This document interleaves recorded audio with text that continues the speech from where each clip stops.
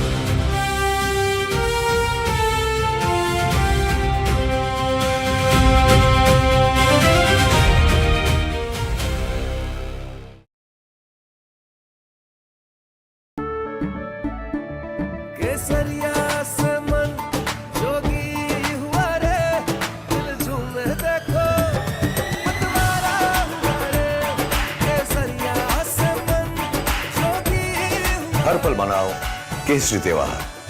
विमल, बोलो जुबान केसरी। चमकी चाट से क्या बना है? सैंडविच, लस्सी और छाछ और हर घूंट में चमकी चाट। अब बताओ स्वाद आया? असली स्वाद सिर्फ चमकी चाट। रानी, इस घर में कुछ है जो टूटता नहीं। ये पिलर कभी नहीं टूटेगा। रुंगटा स्टील टीएमटी से बना। रुंगटा नहीं तो घर स्ट्रॉन्ग नहीं। रुंगटा स्टील टीएमटी बार एकदम सॉलिड। कुछ तो सस्ता लो, सब बढ़िया लो। इसमें क्या खास बात है? थोड़े में ज्यादा स्वाद, यही तो है इसकी खास बात। Electricity bill paid. Really? Your mobile recharge is done. How? Make all kinds of payments using the Bheem Payments app and get cashback of up to rupees 300 every month. Use Bheem app to pay. It's the Mahi way. चमकी चाट से क्या बना है? Sandwich लस्सी और छाछ और हर घूंट में चमकी चाट। अब बताओ स्वाद आया? असली स्वाद सिर्फ chunky chaat.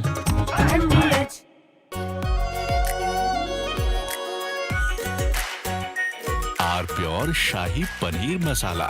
Delicious, healthy, every day. We all must learn the lesson. The era of short, intense conflicts is over. We are all should be ready for long, drawn-out wars that tax and test the national stamina. There are unconfirmed reports that Iran has made a nuclear bomb. They have dropped enough indications that they have the bomb. Their top leader, he has made a statement that we now have the bomb. From Asia's largest news headquarters, setting the agenda for Bharat.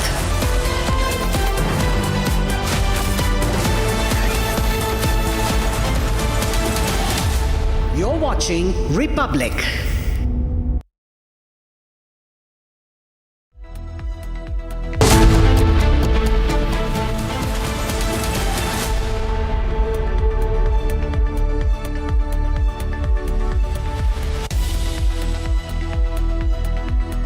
Hi there, good evening. Welcome to Sunday 7 p.m. live and breaking. Despite being a Sunday, it's turning out to be one of big political developments. Congress lands itself in a soup second time in 24 hours after the Vande Mataram row. Now, a senior leader of the party says proud to be Dimagi Naxal. The Congress painting itself in a corner, and BJP new president Nitin Nabeen's list to be out tomorrow. That's our focus. Those two stories. Let's begin with the headlines. Headlines brought to you by Canara Bank. Together we can. Biggest political news break on Republic. BJP reshuffle most likely tomorrow.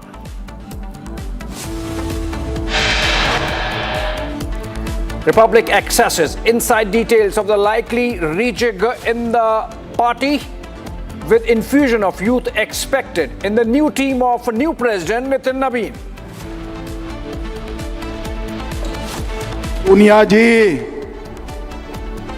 140 crore की जनता आपको देख रही है।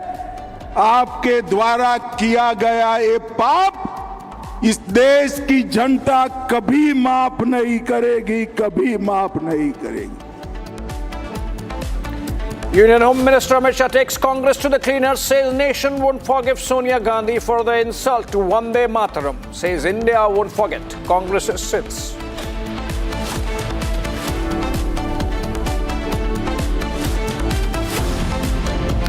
Congress's defense falls flat. Party member himself admits Sonia Gandhi asked the Vande Mataram to be stopped midway. It's unfortunate. There should not be any controversy on Vande Mataram. It's our national song. The entire country has accepted it. I feel unhappy and sad that on such occasions also unnecessary controversies are being raised, and then Vande Mataram also is being questioned also. Trouble month for Sonia Gandhi. Karnataka BJP leader files complaint against disrespect to the national song.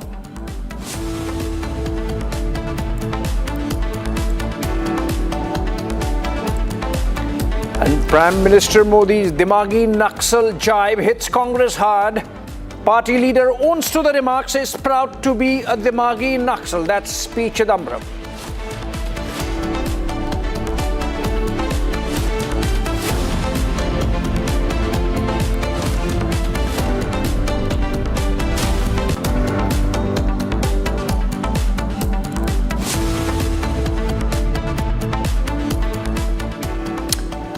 All right, the story under focus, the Congress party's faux pas, one after another. First, the Vande Mataram row that happened yesterday at the party headquarters, with Sonia Gandhi asking entire national song to be played from being stopped. And now, on the Dimagi Naxal jibe of Prime Minister at the Congress, or the Congress thought so, it was on them. P. Chidambaram coming out saying he's proud to be a Dimagi Naxal. Now the BJP upping the ante. A march being carried out against Rahul and Sonia Gandhi in Jammu. This is from Jammu and Kashmir unit of the BJP in Jammu. Let's listen to what's happening there on the ground.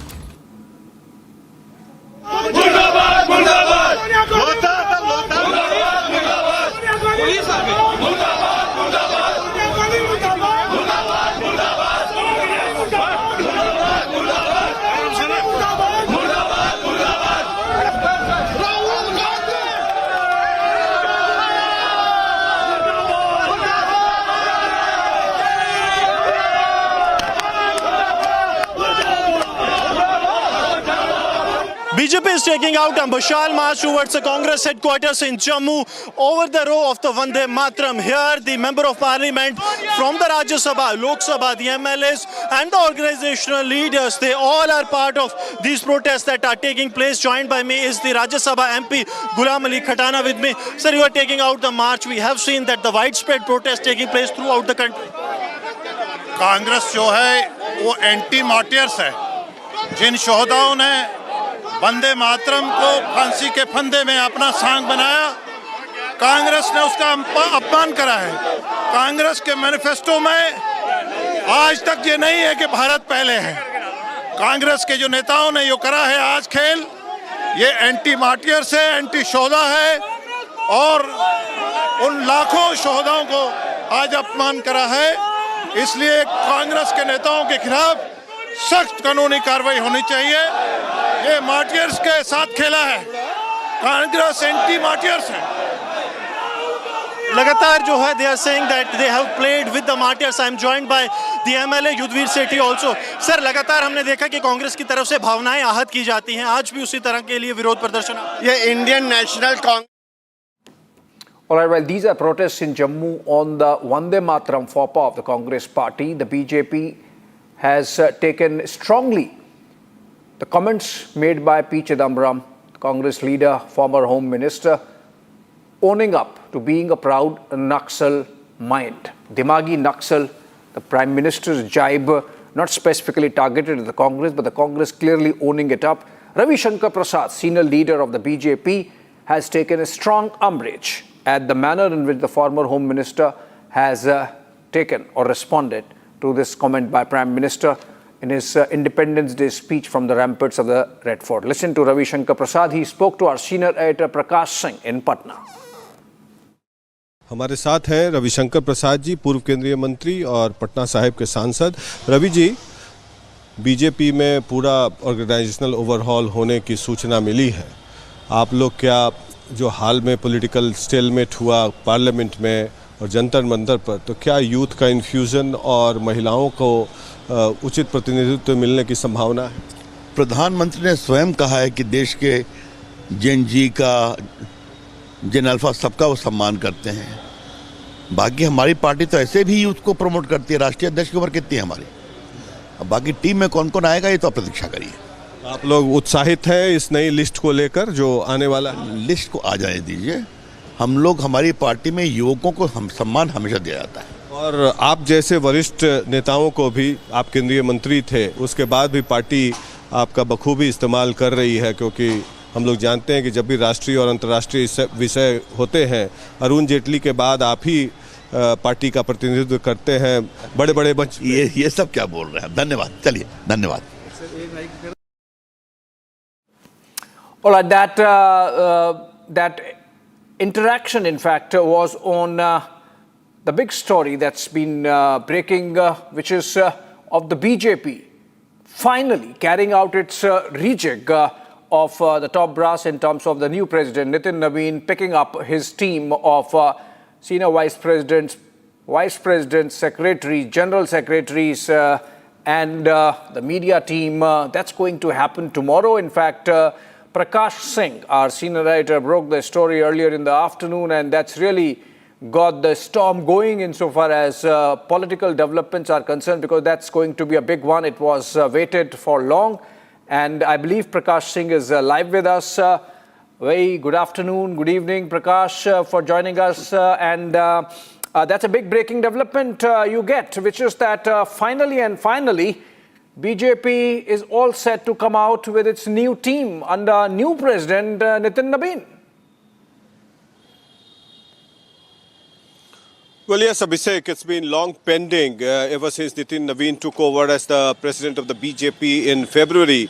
And it was expected that before the monsoon session as well, this entire political party overall as well as the cabinet rejig was supposed to happen.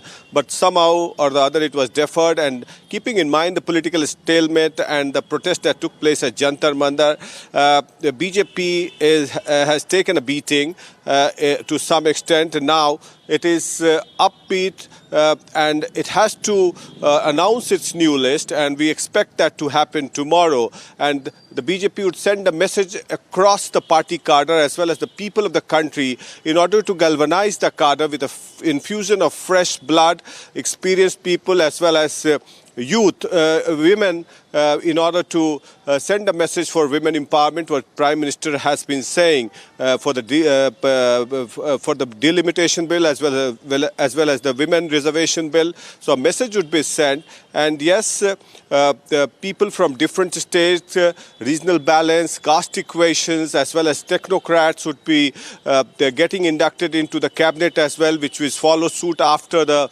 the party overhaul.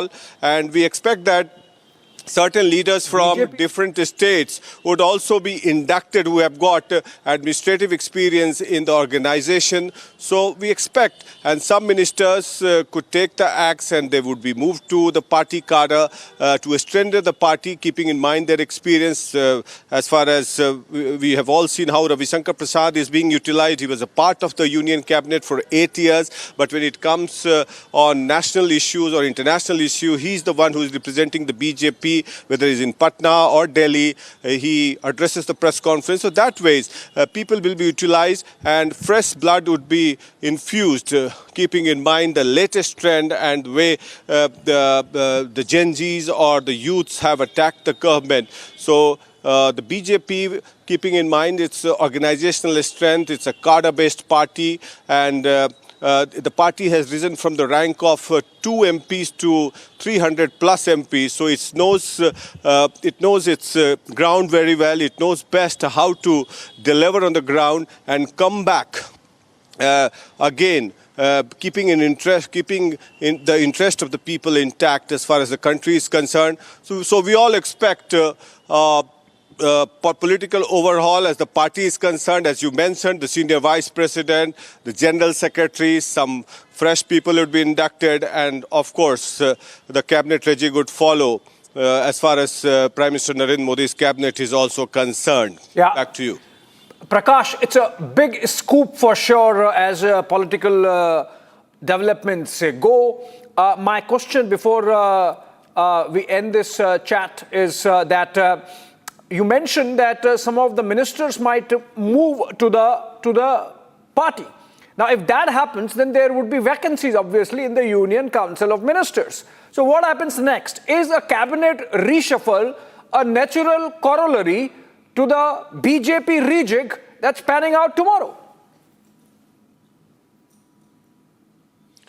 Well, yes, Abhishek, it has to happen because we are already halfway through as far as this particular Lok Sabha is concerned. And in 2029, the country faces Lok Sabha elections. We are already halfway through. And in 2027, February, March, we have a very critical elections coming up as far as UP is concerned. And UP is a very vast state, Abhishek, spanning from Noida, bordering Noida to Bihar, eastern UP, and you have on the one hand you have the Jharkhand, and on the other hand on the borders of Bihar you have the OBC as well as the Muslim dominated area, and in the Awadh region you have the Kuswahas and the Kurmis. So UP is a vast diverse area. You have to keep in mind the regional balance as well as the caste equations, and remember the political discourse of the country is changing, Abhishek. So So we have to have people who can read the pulse of the mind and also keep the interest of the youth together. So I hope, since the political discourse is changing, the BJP and the political leadership of the BJP would definitely keep that in mind and have a synergy between the party as well as the government for sure. And we are all waiting, as I expect that tomorrow that list may be out by afternoon. And after that, we will see what kind of development unfolds after that. Right, absolutely, Prakash. You know, I can tell you that your news break has already caused a political tumbler of sorts in Delhi, and it's got everyone chattering about what's going to be coming out of Nitin Nabeen's hat tomorrow 12 noon if all goes well. On that note, thank you so much, Prakash Singh, for joining us on that very big political news break, which is that BJP's new team under the new president Nitin Nabeen is all set to be released tomorrow 12 noon. We keep close track of that. And moving on for now to another important story. Remember what happened 2 days back. Shiromani Akali Dal chief Sukhbir Singh Badal was attacked by a Nihang Sikh in Nanded, and now SAD MP and Sukhbir Badal's wife Harsimrat Kaur has shown the weapon that was used to attack her husband and Sukhbir Singh Badal, of course. She has showed the Badal's wounds that he sustained during the attack, and says that she has said that the attacker struck at his chest with a 1.5 feet long sharp weapon. But as Sukhbir Singh Badal raised his hand to defend himself, the blade pierced right through it, and that's where the injury stopped, and the security forces personnel did the rest. We in fact have on the screen are the pictures being showed by Harsimrat Kaur Badal of the wound, and essentially what she's trying to impress upon is the size of the gash that the sharp-edged weapon from the assailant left on Sukhbir Badal's right hand, and this is the size of the knife that was used, the kirpan that was used by the Nihang Sikh, because they are allowed to carry it, and it was used as a weapon, though it is not supposed to be used as a weapon, but it was used. And Harsimrat Kaur Badal there showing the scale of the injury that her husband suffered because of this. Let's go to Lalit Sharma, our correspondent live from Chandigarh, for more on this. Lalit, do we have an idea? I mean, of course, we know that this assassination bid happened on Sukhbir Singh Badal, but are we wiser now after 48 hours as to what was the motive behind this attack on Sukhbir Badal? Abhishek, if we talk about this whole incident, this whole episode which was reported on Thursday when Sukhbir Singh Badal, the Shiromani Akali Dal chief, was attacked in Nanded Sahab. After that, the Shiromani Akali Dal have attacked and have said that there has been a deeper conspiracy behind this attack. This is not the first attack which took place on Sukhbir Singh Badal. On 4th December 2024 also, Narayan Singh Chaura have attacked Sukhbir Singh Badal when a gunshot was hit at him. He escaped narrowly that time also, and after that, to just cover up, he was being arrested by the Punjab police. But now the big question which the Shiromani Akali Dal is raising, whether it's the MP and wife of Sukhbir Singh Badal, Harsimrat Kaur Badal, or the Shiromani Akali Dal senior leader Bikram Singh Majidiyah, they are saying that there is a deeper conspiracy behind it. There has been someone who is trying to hit Sukhbir Singh Badal, and they need to join all those dots. That is from 2024 till now.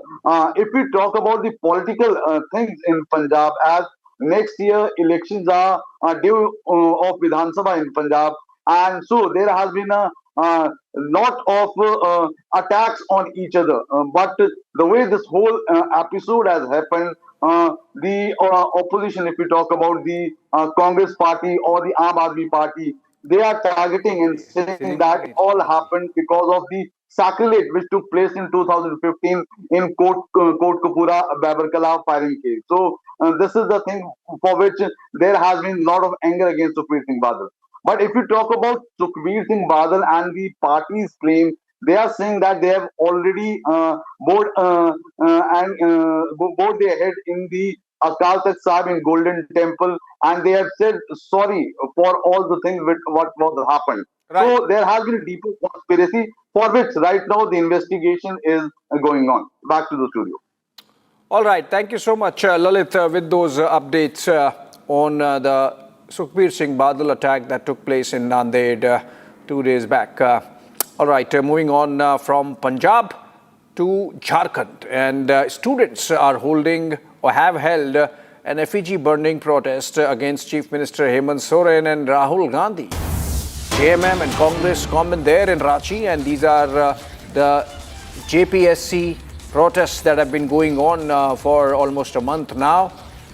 And we have Komal reporting live from Ranchi for us, Komal Behel, and let's go to her. We are seeing these pictures, Komal, behind you of protests. They seem to be intensifying. ऐसा नहीं लग रहा है कि protest कम हो रहे हैं, कोमल, बढ़ते जा रहे हैं रांची में, और हेमंत सरकार जो है झुकने को तैयार नहीं है। बिल्कुल, देखिए, एक तरफ हेमंत सोरेन की जो सरकार है वो झुकने को तैयार नहीं है, लेकिन वही दूसरी तरफ अगर मैं छात्रों की बात करूं तो छात्रों का मनोबल जो है वो बिल्कुल डगमगाया नहीं है, बल्कि बढ़ते ही चला जा रहा है। संख्या जो है वो दिन पर दिन बढ़ती चली जा रही है। सबसे मुख्य बात यहाँ पे देखिए, अभी चूंकि यहाँ पे पुतला दहन किया गया जिसमें झारखंड के मुख्यमंत्री हेमंत सोरेन का पुतला होता है। इसी के साथ साथ अगर मैं बात करूँ तो मुख्यमंत्री के साथ साथ तेजस्वी यादव का पुतला दहन किया गया, नेता प्रतिपक्ष राहुल गांधी का भी पुतला दहन किया गया। यानी ये जो तीनों नेता जो खुद को युवा चेहरा, युवा नेता बताते हैं, लेकिन जो छात्र हैं, जो युवा हैं, वो उनसे काफी ज्यादा नाराज है। कुछ ऐसे ही छात्र आपको मेरे साथ भी नजर आ रहे होंगे। आखिर इतनी नाराजगी क्यों है? तीनों के पुतले फूंक रहे हैं। सरकार जो है वो तो डटी हुई है कि अब हम सुनवाई नहीं करेंगे आगे। देखिए, हम लोग 23 दिन से डटे हुए हैं जयपाल सिंह मुंडा स्टेडियम में, लेकिन सरकार हम लोग कुछ भी नहीं सुन रही है। 9 तारीख हम लोग को सीबीआई का डिमांड है और सरकार सीबीआई दे नहीं रही है। हमें समझ में नहीं आ रहा है कि सरकार को क्या दिक्कत है। अगर हम लोग सीआईडी को मना कर रहे हैं तो कुछ रीजन है किस कारण से मना कर रहे हैं। सीआईडी जांच कर रही है जनवरी 2025 से, आज हो गया अगस्त 2026। वो लोग आइडेंटिफाई ही नहीं कर पाए कितने लोगों का ये चोरी किया गया है, कितने लोग हैं। कोर्ट का ऑर्डर था 3 दिसंबर को कि 6 महीने के अंदर आप लोग सारा चीज़ जांच करके निकालिए और जो दोषी पाए जाते हैं उनको आप बाहर कीजिए। लेकिन आज 13, 14, 15, 16 आज हो गया। ठीक है, अभी तक भरोसा नहीं है, सीआईडी पर बिल्कुल भरोसा नहीं है, ये छात्रों ने साफ कर दिया है। एक बार मैं थोड़ा सा आपको आगे भी लिए चलूँ तो देखिए, आगे की तस्वीरें दिखाए तो देखिए कई बड़े बड़े जो प्ले कार्ड्स हैं वो यहाँ पे स्टूडेंट लेकर के पहुंचे हुए हैं। स्टूडेंट यही कह रहे हैं कि भैया हमें सीआईडी पर बिल्कुल भरोसा नहीं है, जो हमारा भरोसा है वो सीबीआई पर ही है। तो सीबीआई जांच जो है वो यहाँ पे होनी चाहिए। भारी संख्या में स्टूडेंट्स, थोड़ा कैमरा भी पैन करके दिखाइए पंकज, तो देखिए ये स्टूडेंट्स की भीड़ देखिए। ये 7:30 बजे का समय है, 23वां दिन है छात्र आंदोलन का, ये 23वां दिन है, लेकिन छात्रों का जो हौसला है वो बिल्कुल डगमगाया नहीं है। हौसला जो है वो काफ़ी ज़्यादा बुलंद है। कई छात्र यहाँ पे पहुँच रहे हैं। 23 दिन से आप लोग यहाँ पे प्रदर्शन कर रहे हैं, डटे हुए हैं, लेकिन सरकार नहीं मान रही है, सरकार सुन भी नहीं रही है। बातचीत का लग भी नहीं रहा कि वो बातचीत अब करने वाली है। नहीं, हमारी जो बातें हैं, सरकार ने कुछ बातें मानी थी, ठीक है मैम। अभी हमारी मांगे हैं कि JSSC CGL रद्द हो, 11वीं से 13वीं JPSC रद्द हो और TDPL एजेंसी जिसने जो भी एग्जाम लिया वो रद्द हो। इसीलिए हमने 20 तारीख को 18 तक का सरकार को समय दिया गया है और 20 तारीख को मुख्यमंत्री आवास का घेराव होगा और इसमें मुख्यमंत्री जी को संज्ञान लेना। संख्या में लोग आएंगे, फिर करीब 50,000 रहेंगे मैम। जिस दिन विधानसभा घेराव का कॉल दिया गया था वही कॉल अब आप लोग वही सारा रूपरेखा वही तैयार हो चुका है। हम लोग सारे संवैधानिक तरीका से चल के अब हम लोग एक अलग रूपरेखा की ओर जा रहे हैं ताकि हमारी मांगों को दिया जाए, ठोस आश्वासन दिया जाए। ये नहीं कि खाली लीपापोती काम करके किए जा रहे हैं। और इसमें आपके चैनल के माध्यम से ये कहूँगा कि सरकार के जो अलाई है तेजस्वी यादव जी, उस पर भी अपने वक्तव्य दे ताकि वो चुप्पी साधने से काम नहीं चल सकता है। खुद को युवा नेता बताते हैं। तेजस्वी यादव की बात करें, राहुल गांधी की बात करें, दूसरी तरफ अगर हम झारखंड के मुख्यमंत्री हेमंत सोरेन की ही बात करें, वो भी कहते हैं कि भैया मैं तो युवाओं के हित के लिए काम करता हूँ। सुन नहीं रहे हैं लेकिन आप लोगों की कौन सी युवाओं के हित के लिए मैम? आज 23 दिन से हम लोग आंदोलन कर रहे हैं, क्या सरकार को नहीं दिखा? आज 23 दिन से क्या क्या नहीं झेले, रातों में बारिश झेले, पुलिस का दबाव झेले, उसके बाद भी 23 दिन तक लगातार हम लोग बस एक उम्मीद से, एक विश्वास से कि शायद हमारे इस राज्य के जो मुख्यमंत्री है वो हमारी बात को सुनेंगे, लेकिन पता नहीं हम लोग को आतंकवादी नहीं, कोई क्राइम करने वाले नहीं, हम लोग अपने हक और अधिकार के लिए। मैम हम लोग सिर्फ छात्र नहीं है, छात्र का पीड़ा के साथ साथ माँ बाप का उम्मीद होता है, पूरा परिवार का संघर्ष होता है।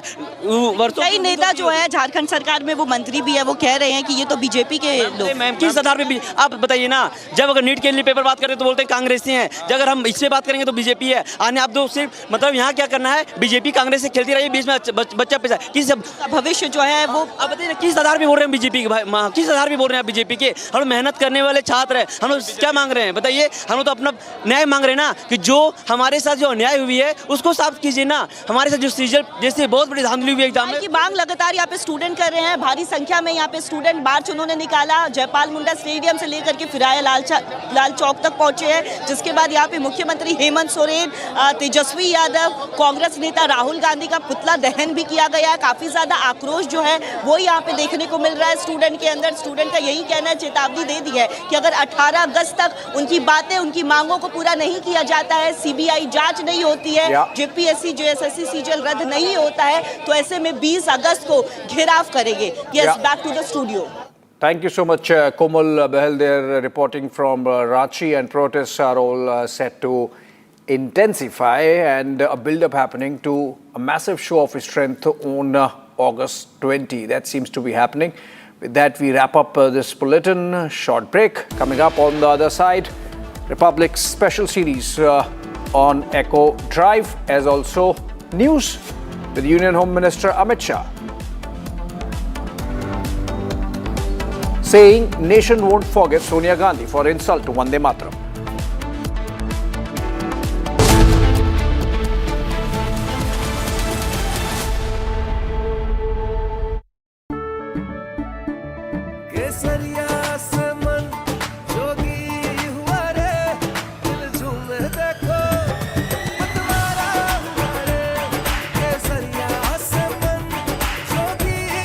हर पल मनाओ केसरी त्योहार।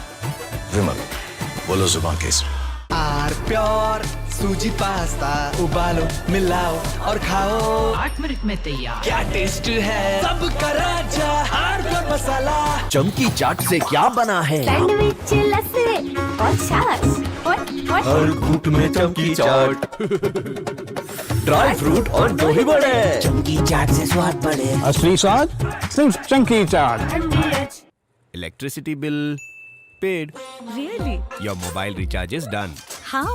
Make all kinds of payments using the Bheem Payments app and get cashback of up to ₹300 every month.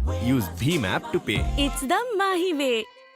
कुछ तो सस्ता लो, सब बढ़िया लो। इसमें क्या खास बात है? थोड़े में ज्यादा स्वाद, यही तो है इसकी खास बात। चमकी चाट से क्या बना है? आलू चाट या फ्रूट चाट, स्वाद बढ़ाए चमकी चाट। क्या बात है, स्वादिष्ट पकोड़े और बरसान, अरे चमकी चाट है इसकी जान। असली स्वाद सिर्फ चमकी चाट।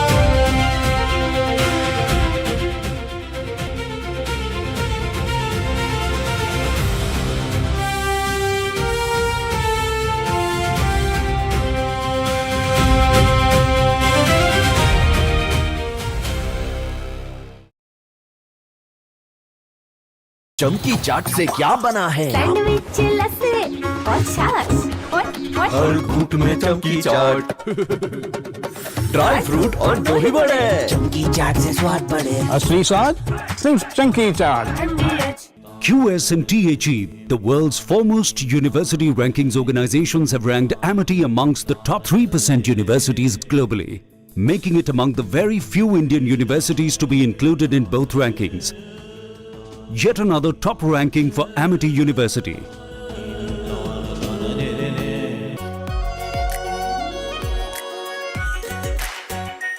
R-Pure शाही paneer masala, delicious, healthy, everyday. बड़े बड़े इम्तिहानों से गुजरता है, वक्त तराशता है जिसे, तो जाने क्या क्या न करता है। जब तक खुशबू सबसे बेहतरीन न बन जाए, आराम के लिए नहीं ठहरता है। जब तक लाजवाब न बन जाए, उसे नहीं इत्मीनान है। तभी तो रिचमंड बनना नहीं आसान है। चमकी चाट से क्या बना है? आलू चाट या फ्रूट चाट, स्वाद बढ़ाए चमकी चाट। क्या बात है? स्वादिष्ट पकोड़े और बरसान, अरे चंकी चाट है इसकी जान। असली स्वाद सिर्फ चंकी चाट। R-Pure सूजी पास्ता, उबालो, मिलाओ और खाओ। 8 मिनट में तैयार। क्या टेस्ट है, सबका राजा R-Pure masala.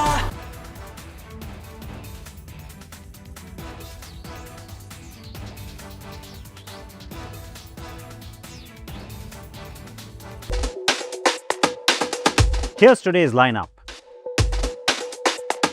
The Mahindra B6 electric SUV goes Sportec. And we show you Mahindra's all-new global pickup.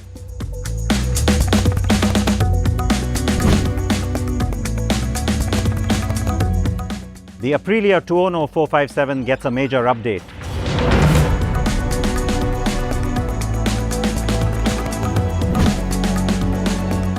And you got questions, I got answers.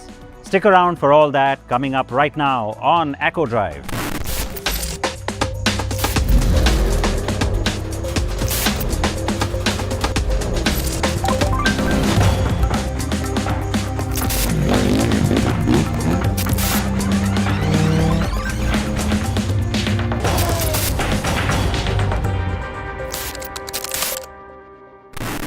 Hello and welcome back to a brand new episode of Echo Drive on Republic TV. Thank you for joining us today. I am Siddharth Vinayak Patankar. It's Independence Weekend here in India. Warm wishes to all of you as we celebrate the 80th year of India's independence. Our top story is Mahindra, who for some years now has been marking Independence Day with some big bang announcements. So, true to that tradition, we got some pretty hot new metal this time too. And it's a double header. First, the company is taking its pickup truck global. And that's a pretty big deal because it opens up entirely new export markets for Mahindra, finally. And then closer to home, the B6 range gets an additional family member. Amaya Naik was on ground for the big reveals.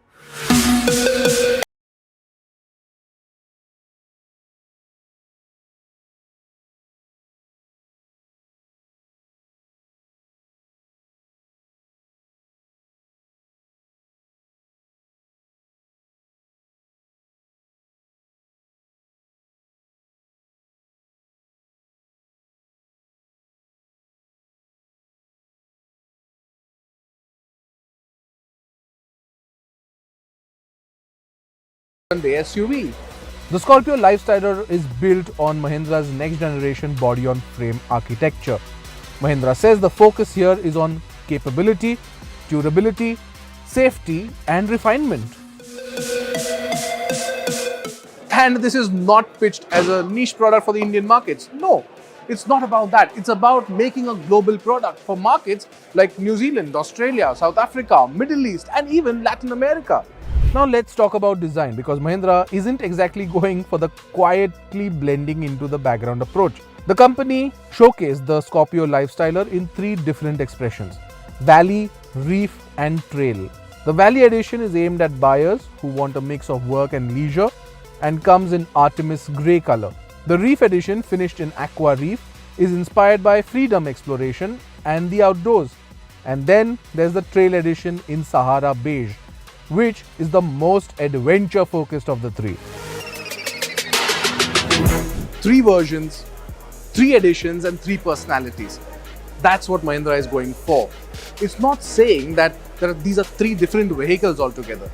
The underlying car is still very much the Scorpio Lifestyler. And it's just showing off these 3 personalities. There can obviously be many more, given that this one will have access to a lot of accessories. The company also wants this vehicle to appeal to customers who want a pickup not just for work, but for travel, recreation and everyday driving. And that is an important distinction. For Indian buyers, the biggest headline obviously is that this one is going to launch in April 2027 and the starting price will be lower than 19,79,000 rupees, which at least gives a sense of direction to those who are looking at a pickup truck from Mahindra. But there is plenty that we still don't know, like the specifications of the car, what powers this car, will there be 4-wheel drive, 2-wheel drive, will there be a single cab version of it? A lot remains under wraps. So yes, plenty that we still don't know. What we do know is the bigger picture. Mahindra believes there is a growing appetite in India for vehicles that combine capability with technology, safety, comfort and everyday usability. So there is still some time before we see the Scorpio Lifestyler on Indian roads. But that gives us plenty of time to understand whether the Indian customer is actually looking for a lifestyle vehicle like this. And interestingly, Mahindra wants to take that time to understand this market better or at least educate about this lifestyle vehicle. It's interesting how things will pan out. We really can't wait to drive this one and tell you more about it. Now, if you think that Mahindra was done after showing us that global pickup, the Lifestyler, you're wrong, because it now has this one.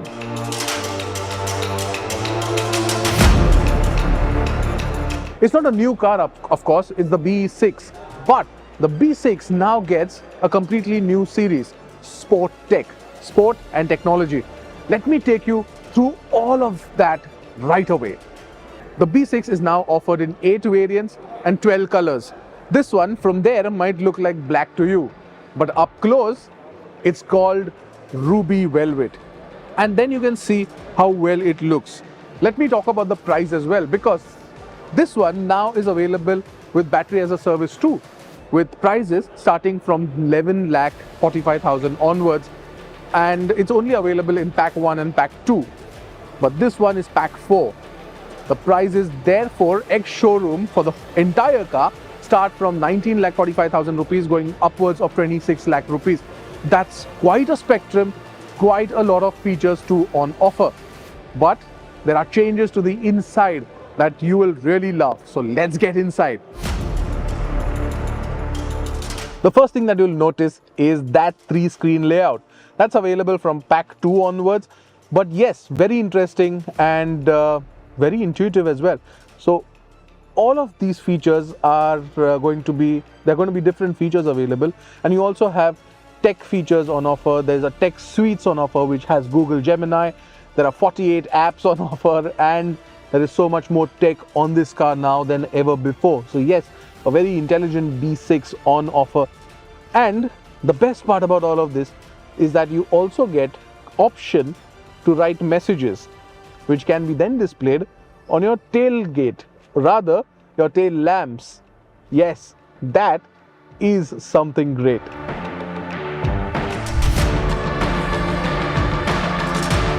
Now the good part about all of this is that even the Formula E edition which comes in gets a bit of an acceleration boost, which makes it go from 0 to 100 kilometers per hour in just 6.4 seconds. That is quick, blistering fast. But having said all of that, there is good news for the earlier B6 owners, XCV9S owners, XCV9E owners, because most of these updates that this car gets will also be updated on their cars from January 2027, which is great because these options will be available to them as well. Now, deliveries of this car will begin from August 26, 2026. And It all bears down to how you look at it. 19,45,000 rupees is expensive for an electric car. But look at it, it's the B6. It's new age, it's different. And with BAS, that is battery as a service, the price has now come down to 11,45,000 rupees. Does that make it exceptionally affordable? Let us know what you think and reach out to our social media handles and even this email ID. But Mahindra just did not stop at these two vehicles. Its truck and bus division officially launched the Blazo iTRK.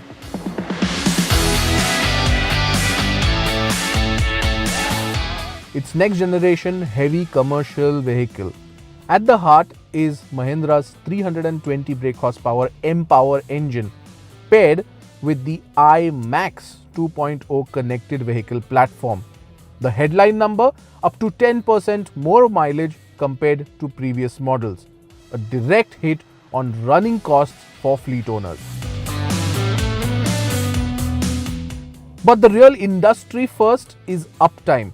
Mahindra is backing the truck with a 48-hour uptime guarantee, and if they miss it, they pay 10,000 rupees per day. That promise is powered by the iMax 2.0 platform's live telematics, tracking vehicle performance around the clock.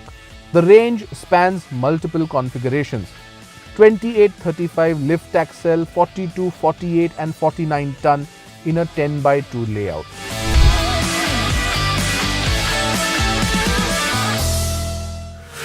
So does that B6 Sportec get your heart racing? Okay, switching gears now. Aprilia has updated the 2ono 457 to make it more comfortable. Although it's called a special edition, it's not really a new variant, but really just an upgraded bike for 2026. So, have the improvements worked in its favor? Arun Mohan Nadar heads to Baramati to get you the answer.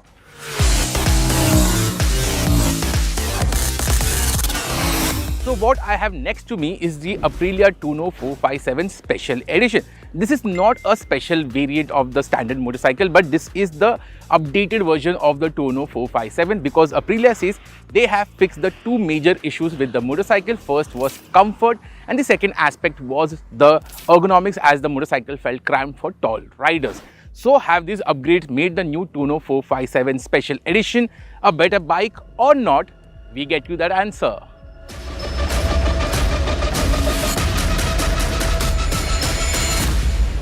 So let's start with the cosmetics of the motorcycle. On the design front, the overall design of the motorcycle remains identical to the older bike, but there is one big change, which is the windscreen over here. This sits now between the headlight and the instrument console. On the older motorcycle, this was exposed.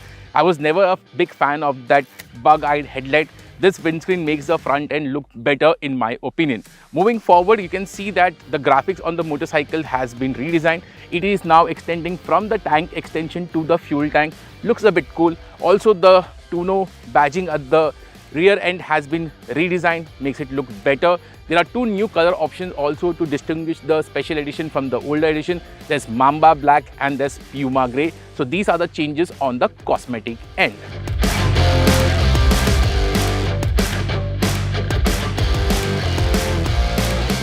So the biggest change on the 2ono 457 Special Edition is on the suspension hardware. We had a big problem with the ride quality of the motorcycle because the suspension tuning felt a bit firm for the Indian roads. Aprilia has taken that feedback and revised the suspension tuning on both the front and the rear suspension. At the front, the upside down fork, both the rebound and the compression has changed. Even the spring rates are different, making the ride quality better.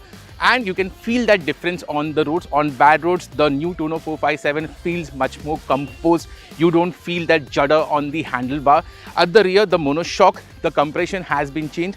The rebound remains the same, and I think the biggest change is on the rear suspension because on the older motorcycle you felt that you will be tossing off the motorcycle. That's not the case with the new bike. It feels much more settled. It feels much more tuned for the Indian road. So yes, the suspension hardware change has made the motorcycle more comfortable.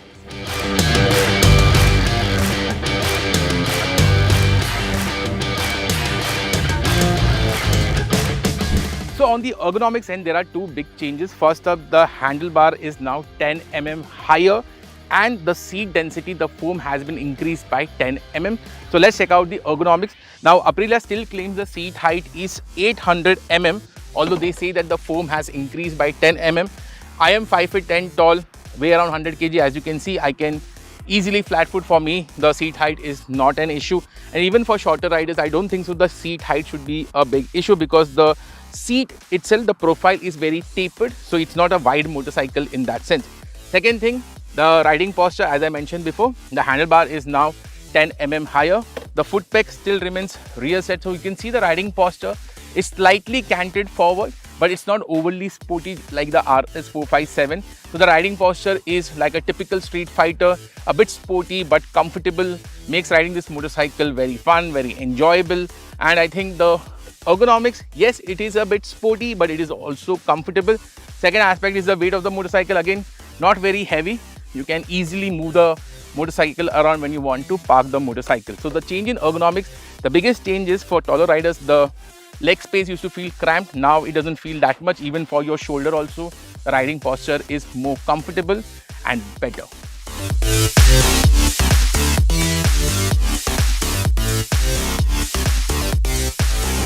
So what hasn't changed on the motorcycle is the engine. The twin-cylinder engine still remains the highlight of the Tuono 457.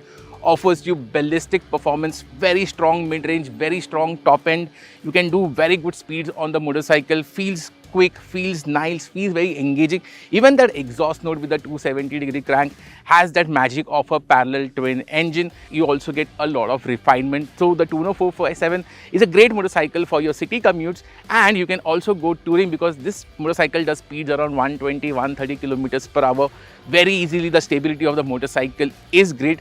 Apart from that, the handling dynamics of the motorcycle, again, the Tuono 457 will always plaster a big smile on your face when you're taking fast corners.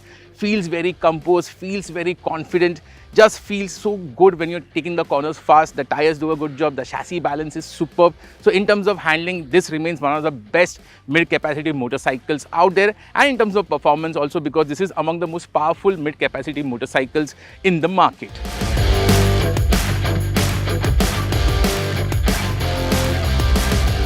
So the new Tuono 457 is 5,000 rupees more expensive than the older variant, and I will say that it is well worth that extra money.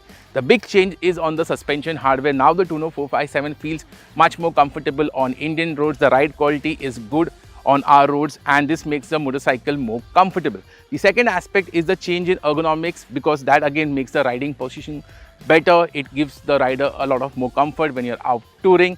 Apart from that, the engine still remains the highlight for me on this motorcycle. It's an absolute rock star.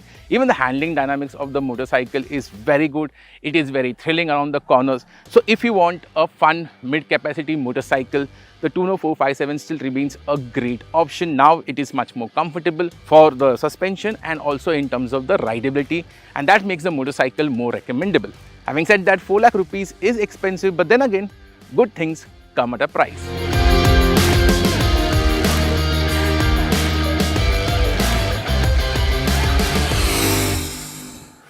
The latest there from Aprilia. Now it's time for your questions. First up from Motilal Chetri. My daily commute is 30 kilometers up and down, so 60 kilometers total.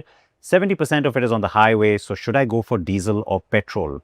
Great question. It's a dilemma many people have. Now with a 60 kilometer daily commute and 70% of that being on the highway, I'm of course going to lean towards diesel, provided you plan to keep on doing similar mileage.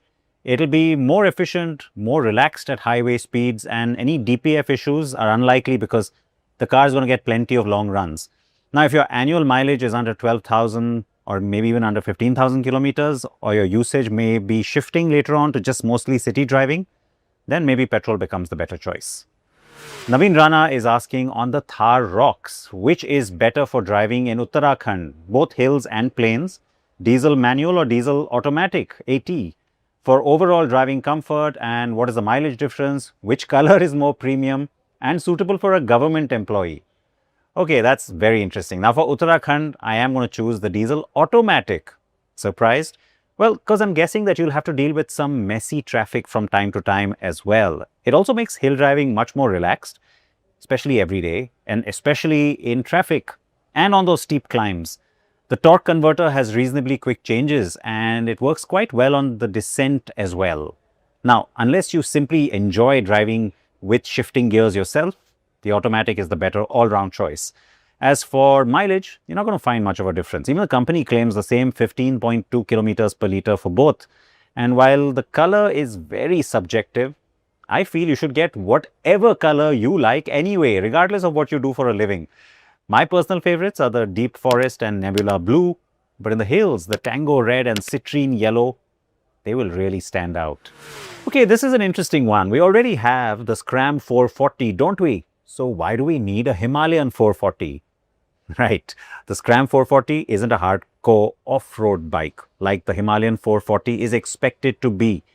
It rides on a smaller 19-inch front wheel, ground clearance is lower, and it also limits the overall off-road riding capability. So I'm hoping that Royal Enfield makes this new bike more like the OG Himalayan, a little bit more hardcore, to be honest. Ratish has asked, are there any cons on the Hyundai Venue's turbo engine? Overall, it's a very good engine, Ratish, and it's been well proven now for some time. Main downsides are that you have to be careful what fuel you put in because it has to be unadulterated for it to perform at its best. Fuel economy will drop if you also drive very enthusiastically, but if serviced on time, driven well, it's generally proven to be really reliable and one of the better small turbo petrols in the segment. Please keep your questions coming. I love to hear from you. Also what you're thinking, what you're considering. Thanks for that. And thanks for watching today.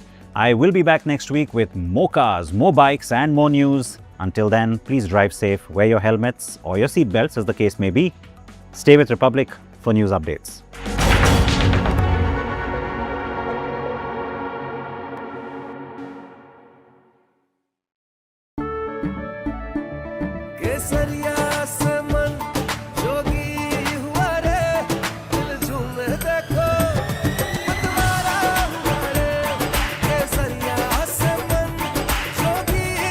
हर पल मनाओ केसरी त्योहार। विमल, बोलो जुबान केसरी। चमकी चाट से क्या बना है? सैंडविच, लस्सी और छाछ और हर घूंट में चमकी चाट। अब बताओ, स्वाद आया? आया। असली स्वाद सिर्फ chunky chaat. Electricity bill paid. Really? Your mobile recharge is done. How? Make all kinds of payments using the Bheem Payments app and get cashback of up to ₹300 every month. Use Bheem app to pay. It's the Mahi way. कुछ तो सस्ता लो, सब बढ़िया लो। इसमें क्या खास बात है? थोड़े में ज्यादा स्वाद, यही तो है इसकी खास बात। चमकी चाट से क्या बना है? सैंडविच, लस्सी और छाछ और हर घूंट में चमकी चाट।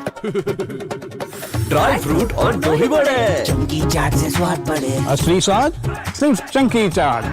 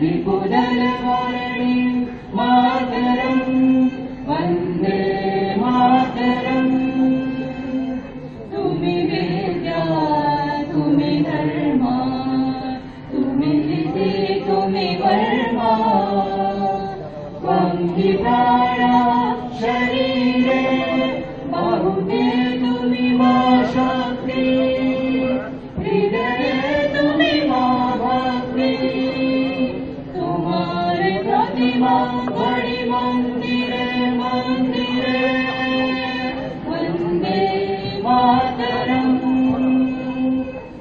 तुमि दुर्गा दश प्रहरण धारिणी कमला कमल दल विहारिणी वाणी विद्या दारिणी नमामि त्वां नमामि कमलां कमलां अतुलां सुजलां सफलां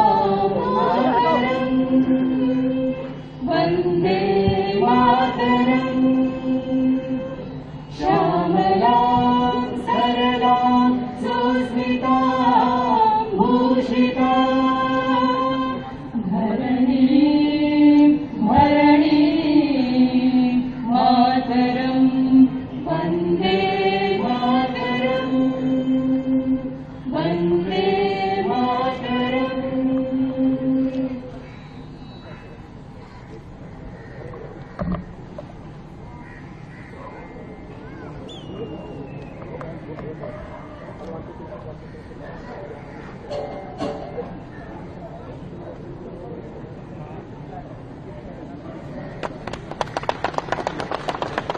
सलामियां दो जैसे थे वंदे शुरू करेंगे। विजयी विश्व तिरंगा प्यारा झंडा ऊंचा रहे हमारा सदा शक्ति सरसाने वाला प्रेम सुधा बरसाने वाला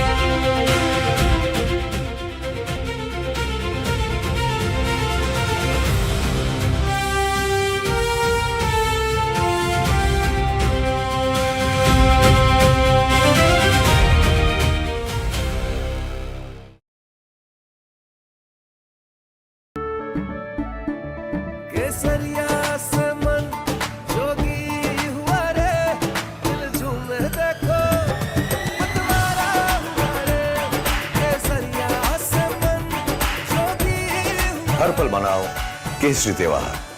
विमल बोलो जुबान Kesari.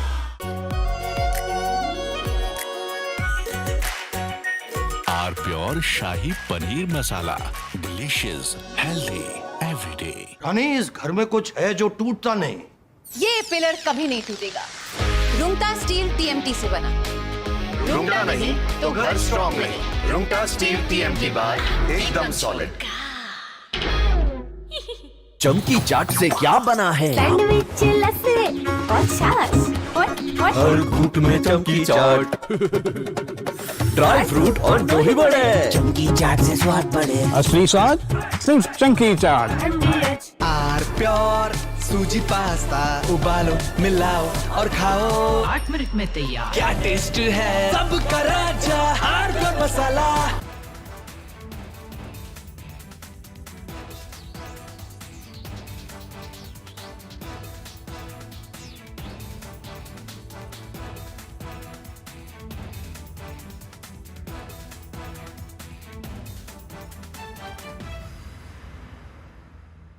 We all must learn the lesson. The era of short, intense conflicts is over. We are all should. From Asia's largest news headquarters, setting the agenda for Bharat.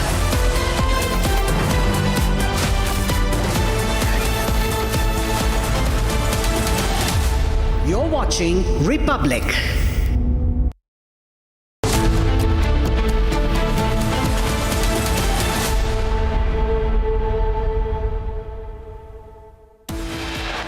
Headlines brought to you by Canara Bank.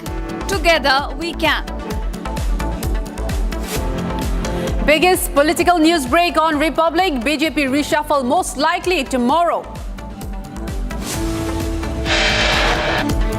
Republic accesses inside details of the likely BJP reshuffle. Infusion of youth expected.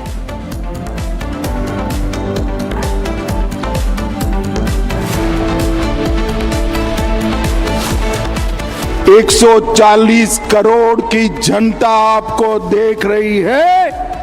आपके द्वारा किया गया ये पाप इस देश की जनता कभी माफ नहीं करेगी, कभी माफ नहीं करेगी। Union Home Minister Amit Shah says nation won't forgive Sonia Gandhi for her insult to Vande Mataram. Says India won't forget Congress's sins. Congress defense falls flat. Party member himself admits Sonia Gandhi asked to stop Vande Mataram midway. It's unfortunate. There should not be any controversy on Vande Mataram. It's our national song. The entire country has accepted it. I feel unhappy and sad that on such occasions also unnecessary controversies are being raised, and then Vande Mataram also is being questioned also. Trouble mounts for Sonia Gandhi. Karnataka BJP leader files complaint against disrespect to the national song.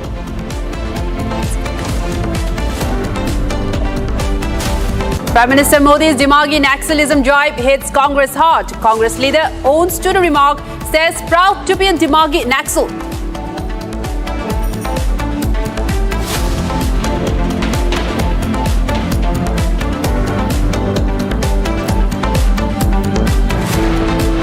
Viewers, the biggest political news break on Republic TV. BJP reshuffle soon, most likely tomorrow. All new BJP team could be announced tomorrow. Formal announcement is likely to be made at around 12 p.m. That is going to take place tomorrow. In fact, a BJP reshuffle likely to be followed by a cabinet reshuffle as well. This is a major Republic news break that you've heard. And in fact, the major announcement is set to take place tomorrow at around 12 p.m. noon tomorrow. And we're also getting details that the member and the composition of the new BJP reshuffle is likely to be infused with more youth faces. This may also be followed by a cabinet reshuffle as well. We also have a ground report from our senior reporter, Prakash. Let's take a look at that. Bharatiya Janata Party, under the leadership of its national president Nitin Naveen, is all set for an organizational overhaul and is going to announce its new central team of the BJP on Monday, that is on 17th of this month by 12 p.m. The new central team aims to balance regional representation along with caste equations, and it will also have a mix of youth and experienced leaders, with prime significance being given to women leaders as well, because delimitation of constituencies and reservation of women has been the key focus of Prime Minister Narendra Modi. And he's been trying his best to pass this particular bill and provide reservation to women in the parliament. So women leaders of the BJP, both youth as well as experienced leaders, would be inducted into the new setup of the BJP. And apart from this, with the recent stalemate that took place in Parliament, as well as the protests of the youths near the Jantar Mantar, and thereafter the resignation of Dharmendra Pradhan, the education minister, took place. Certain youth leaders would also be inducted into the cabinet from different states, and prime importance would be given to states like Uttar Pradesh, because remember, in the next 5-6 months, 6 states go to the polls as far as assembly elections are concerned. The most important among them being Uttar Pradesh, Uttarakhand as well as Punjab. And Uttar Pradesh holds an important significance as far as the politics of India is concerned. So representation from various regions of Uttar Pradesh would also be given. And remember, the politics and the political discourse in India has been changing very fast. So certain youth leaders who are already parliamentarians and certain technocrats would also be inducted into the party as well as in the cabinet.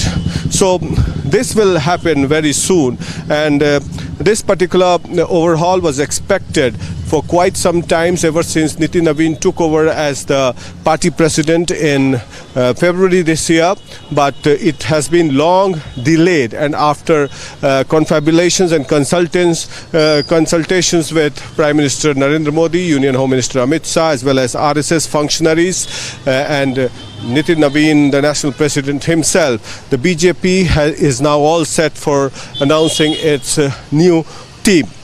And once the new team is announced, the cabinet overhaul would also take place, with certain leaders from the cabinet, the many union ministers from the cabinet who have the experience would be moved to the party, and infusion of youth and women would also take place in the cabinet.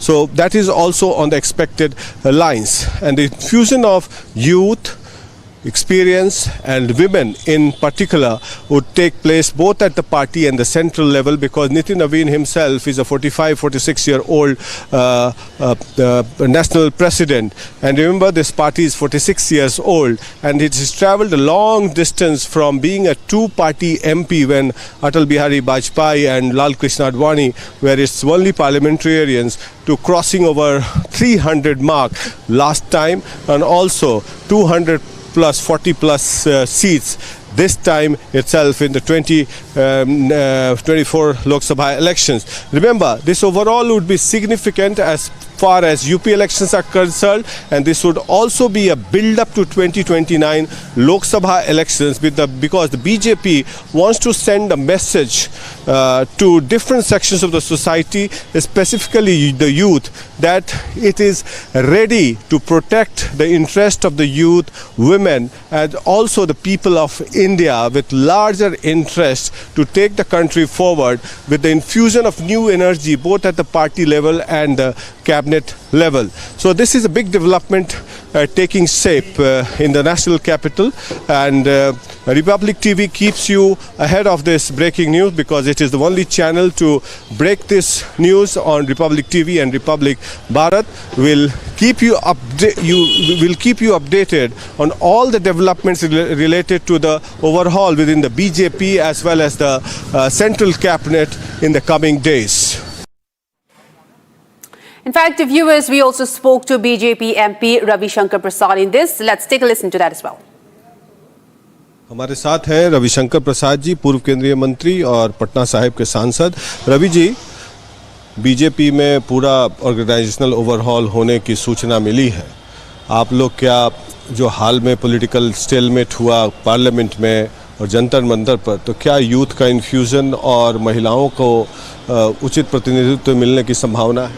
प्रधानमंत्री ने स्वयं कहा है कि देश के जेन जी का, जेन alpha सबका वो सम्मान करते हैं। बाकी हमारी पार्टी तो ऐसे भी यूथ को प्रमोट करती है। राष्ट्रीय अध्यक्ष की उम्र कितनी है हमारी? अब बाकी टीम में कौन कौन आएगा ये तो आप प्रतीक्षा करिए। आप लोग उत्साहित हैं इस नई लिस्ट को लेकर जो आने वाला है? लिस्ट को आ जाने दीजिए। हम लोग, हमारी पार्टी में युवकों को सम्मान हमेशा दिया जाता है। और आप जैसे वरिष्ठ नेताओं को भी, आप केंद्रीय मंत्री थे, उसके बाद भी पार्टी आपका बखूबी इस्तेमाल कर रही है, क्योंकि हम लोग जानते हैं कि जब भी राष्ट्रीय और अंतर्राष्ट्रीय विषय होते हैं, अरुण जेटली के बाद आप ही पार्टी का प्रतिनिधित्व करते हैं बड़े बड़े मंच। ये सब क्या बोल रहे हैं? धन्यवाद। चलिए, धन्यवाद। And shifting focus, former West Bengal Assembly Deputy Speaker and senior Trinamool Congress leader Dr. Ashish Banerjee was found dead at a party office near his residence in Rampurhat, Birbhum district this morning. Police recovered a purported suicide note from the spot in which the five-time MLA repented joining politics and stated he was never involved in corruption. Here's a full report. Take a look. দরজাটা ভেঙে যাবে, দরজাটা ভেঙে যাবে, এরকম ভাবে দরজাটা ভেঙে যাবে তো দাদা, একটু সরে দাঁড়ান, একটু সরে দাঁড়ান, একটু সরে দাঁড়ান, একটু সরে দাঁড়ান, দেখা হয়ে গেছে, সরে যান, চলো চলো চলো তোমার মতো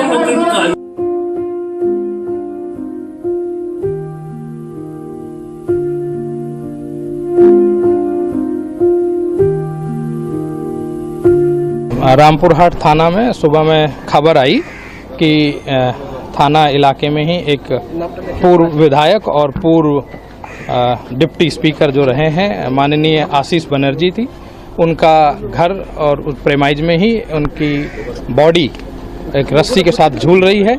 ये इन्फॉर्मेशन मिलने के बाद तुरंत पुलिस घटनास्थल पर गई और उनके परिवार के सदस्य और इंडिपेंडेंट विटनेस की मौजूदगी में देखा गया कि जिस रूम में, जिस घर में, जिस कमरे के अंदर उनकी बॉडी पंखे के साथ झूल रही है रस्सी के द्वारा, वो उसमें दो दरवाजे हैं, दोनों ही अंदर से बंद थे। तो वीडियोग्राफी करके और विटनेस और परिवार के सदस्यों की मौजूदगी में पुलिस की टीम रूम के अंदर गई। जाने के बाद देखा कि एक पीले रंग की नायलॉन की रस्सी के साथ पंखे के साथ बांध करके उनकी बॉडी झूल रही है। उसको सम्मान पूर्वक और जो लॉ की जो प्रक्रिया है, बॉडी को उतारा पुलिस ऑफिसर ने और उसको पोस्टमार्टम और फर्दर लीगल प्रोसीडिंग्स के लिए हॉस्पिटल भेजा गया। उस बॉडी के बगल में ही वहाँ से एक हैंड रिटन नोट मिले हैं जिसमें लिखा है कि उनकी मृत्यु के लिए कोई जिम्मेवार नहीं है। साइकिल हुसैन को कल गिरफ्तार किया गया और आज सिविल अदालत में पेश की गई। हाँ, मोहम्मद बाजार थाना का जो एक ऑर्गेनाइज क्राइम का केस है जो बीरभूम जिला पुलिस की एसआईटी इन्वेस्टिगेट कर रही है, उस केस में इन्वेस्टिगेशन करते समय कुछ लीड्स मिले थे, कुछ डॉक्यूमेंट और कुछ लिंकेजेज मिले थे, जिनको वर्कआउट करते समय पुलिस की टीम ने कुछ लोगों से जिज्ञासाबाद किया, उनसे पूछताछ की। पूछताछ में संतोषपूर्वक उत्तर नहीं मिलने पर उनके परिवार के बाकी सदस्यों के साथ पूछताछ की गई। पूछताछ में और संतोषपूर्वक उत्तर नहीं मिलने और कुछ रहस्य ये सस्पिशियस लगने के बाद उनके घर में सर्च किया गया। सर्च करने के बाद वहाँ पे बहुत सारे कागजात ज़मीन से संबंधित और कुछ कागजात जो उनको मंडल स्टोन प्रोडक्ट प्राइवेट लिमिटेड से लिंक कुछ कागजात मिले, कुछ कैश इंडियन करेंसी मिली और कुछ ज्वेलरी वगैरह मिली, जिसको सर्च एंड सीज किया गया। उनको अरेस्ट किया गया, माननीय अदालत के सामने पेश किया गया। अदालत ने उनको पुलिस हिरासत में भेजा है, इन्वेस्टिगेशन चल रहा है। देखिए, जो आशीष सर जो है ना, वो बीरभूम डिस्ट्रिक्ट का सबसे ऑनेस्ट पर्सन एवं हाईली एजुकेटेड पर्सन था। जब हम लोग छात्रावास में था उस टाइम से उसको देख के बहुत लोग इंस्पायर था जे ये अच्छा लोग पॉलिटिक्स में आए, सबको आना चाहिए। मगर वो एक सुसाइड नोट लिखा है, ठीक है, जिसमें मेलाइन किया है, ऐसा टर्म कुछ और यूज़ किया है। ये शायद कोई मतलब अपोजिशन पार्टी शायद उसका नाम में तो गलत कुछ बोला है, उसका निरपेक्ष तदंत के लिए मैं बोल रहा हूँ प्रशासन को। और ये जो लॉस हुआ है ये सिर्फ बीरभूम का नहीं, ये बंगाल का ही है। ये जैसा ऑनेस्ट पॉलिटिशियन बंगाल में शायद कम ही रहेगा। तो ये मैं इस टाइम में पॉलिटिकल टिप्पणी नहीं करना चाहता हूँ। ये जो नोट किया है उसका बेसिस में प्रॉपर इन्वेस्टिगेशन करना चाहिए। और वो तो रामपुर सब डिवीज़न का इमोशन था, तो ये बहुत लॉस हुआ है। ये निरपेक्ष को तदंत करने के लिए मैं कर रहा हूँ, दावी कर रहा हूँ। वो तो 5 साल का विधायक थे, 5 टर्म विधायक था, ऑफिसर था, डॉक्टरेट था। और आप किसी भी आदमी से पूछ लीजिए बीरभूम डिस्ट्रिक्ट का, ये अपोजिशन का हो और किसी भी पार्टी का हो, कि कभी भी पावर का उपभोग करना, किसी से गलत इस्तेमाल करना, किसी से रुपया लेना कभी नहीं किया है। इस तरह का स्ट्रक्चर का लोग जो मतलब 5 टाइम्स वो विधायक था, ऑफिसर था, तो जो हुआ है बहुत लॉस हुआ है बीरभूम का, तो निरपेक्ष तदंत होना चाहिए। And moving ahead to another focus story, Amit Shah, after inaugurating a statue of Atal Bihari Vajpayee in Chittorgarh, said that Sonia Gandhi made Congress workers stop national song midway and that the nation will not forgive Sonia Gandhi for this sin. Take a listen to what he said. Vote bank की लालच में कांग्रेस ने वंदे मातरम को भुला दिया था। 150वां साल है वंदे मातरम के प्रागट्य का। हमने लाल किले की प्राचीर से मोदी जी ने वंदे मातरम को फिर से एक नया आयुष्य देने का काम किया है। और इनकी निर्लज्जता देखिए, कांग्रेस पार्टी के मुख्यालय पर वंदे मातरम का गान हो रहा था। चालू गान में कांग्रेस की नेत्री सोनिया जी ने कांग्रेस अध्यक्ष को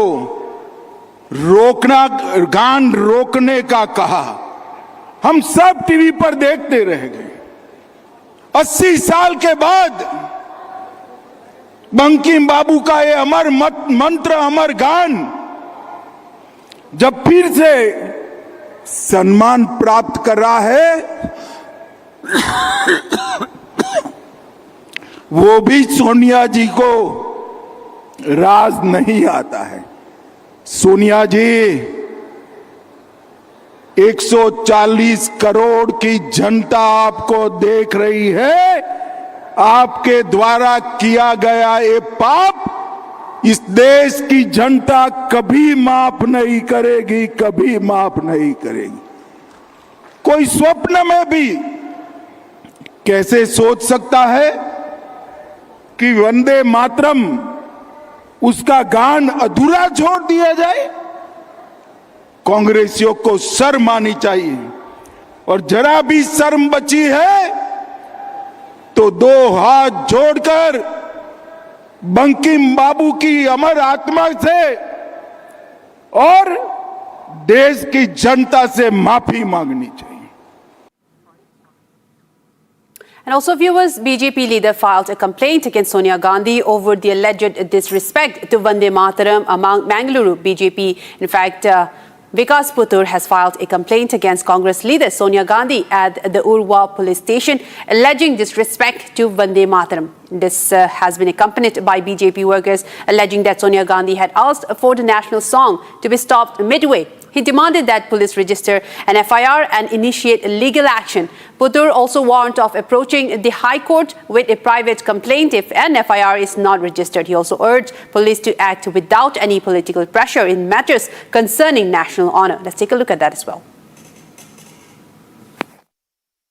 This is the very mindset of the top people of Congress and including Congress party.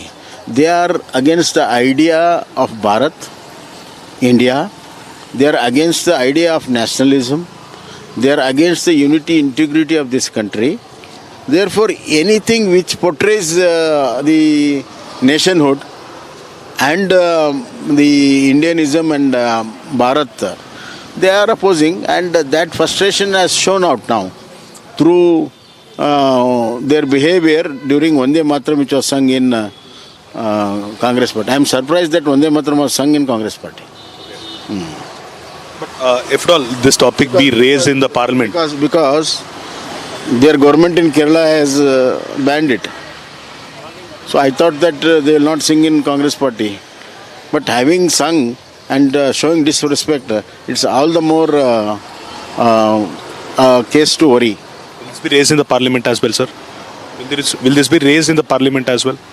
Parliament is over now, but whenever it comes, all such acts will be raised. Certainly it will be raised. ये देश सब जानता है कि कितनी uncomfortable हो रही थी जब वंदे मातरम हो रहा था, और वंदे मातरम को रोकने की कोशिश हुई, बहुत दुर्भाग्यपूर्ण है। देखो, कल तो कांग्रेस ने अपना असली स्वरूप दिखा दिया है देश को, दुनिया को। उनको वंदे मातरम से इतनी चिढ़ है, और वंदे मातरम पूरा गाने में तो लगता है जैसे उनका शरीर गल जाएगा।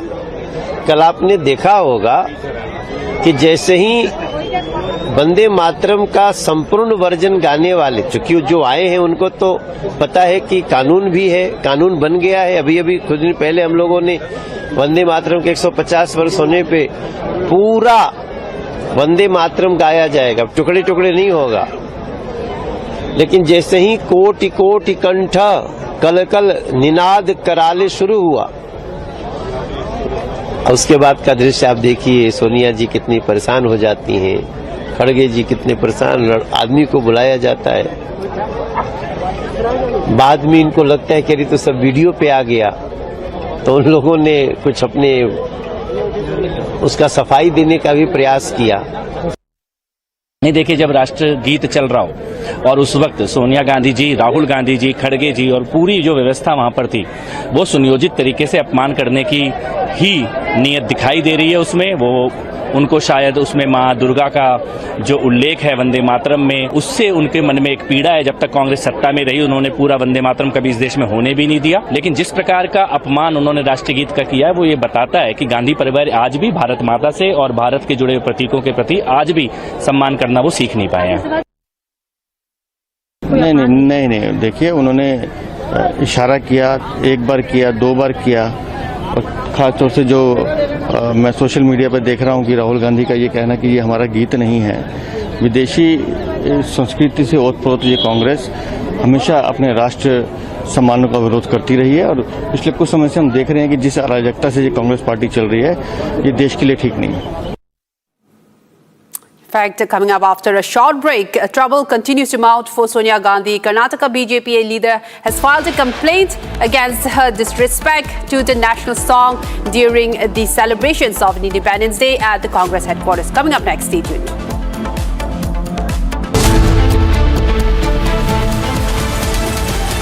कुछ तो सस्ता लो, सब बढ़िया लो, इसमें क्या खास बात है? थोड़े में ज्यादा स्वाद, यही तो है इसकी खास बात।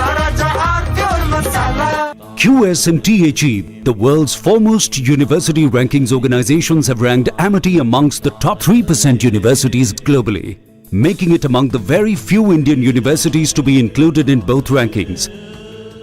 Yet another top ranking for Amity University. चमकी चाट से क्या बना है? सैंडविच, लस्सी और छाछ। हर घूंट में चमकी चाट। अब बताओ, स्वाद आया?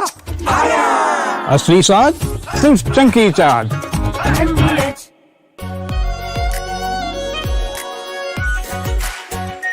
Are pure shahi paneer masala, delicious, healthy everyday.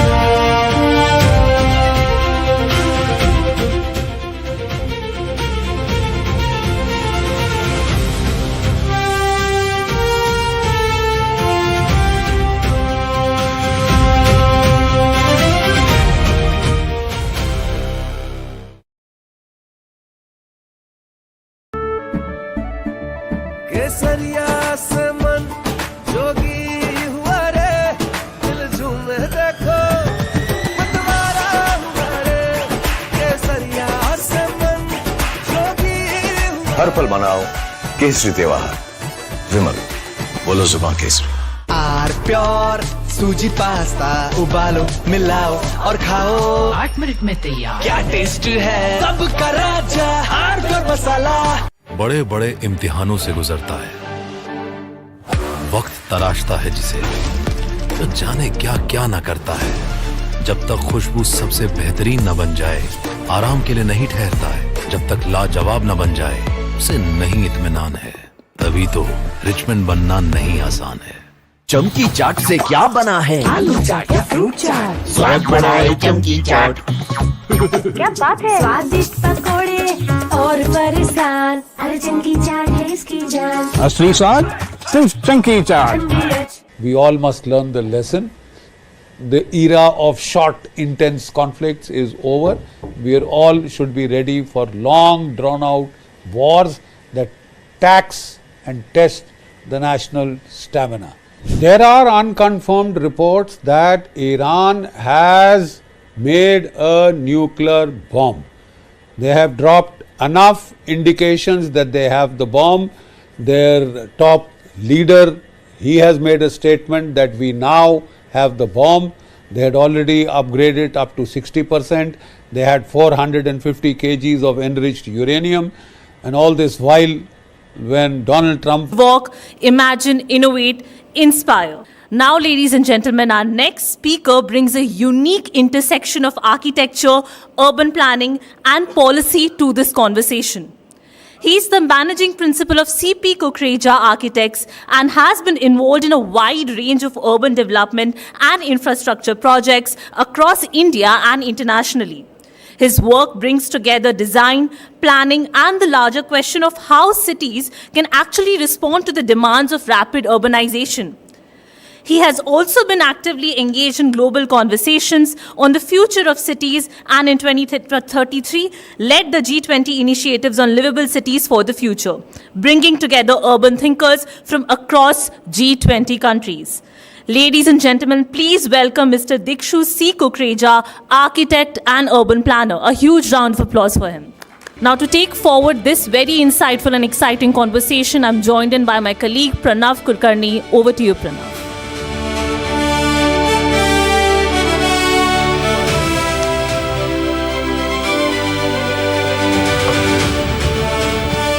Mr. Kukreja, thank you very much for being here with us. I want to start with something that is closer to us geographically. In fact, you've been working or you're responsible or involved in the development of the TOD project in Karkaduma, the transit-oriented development.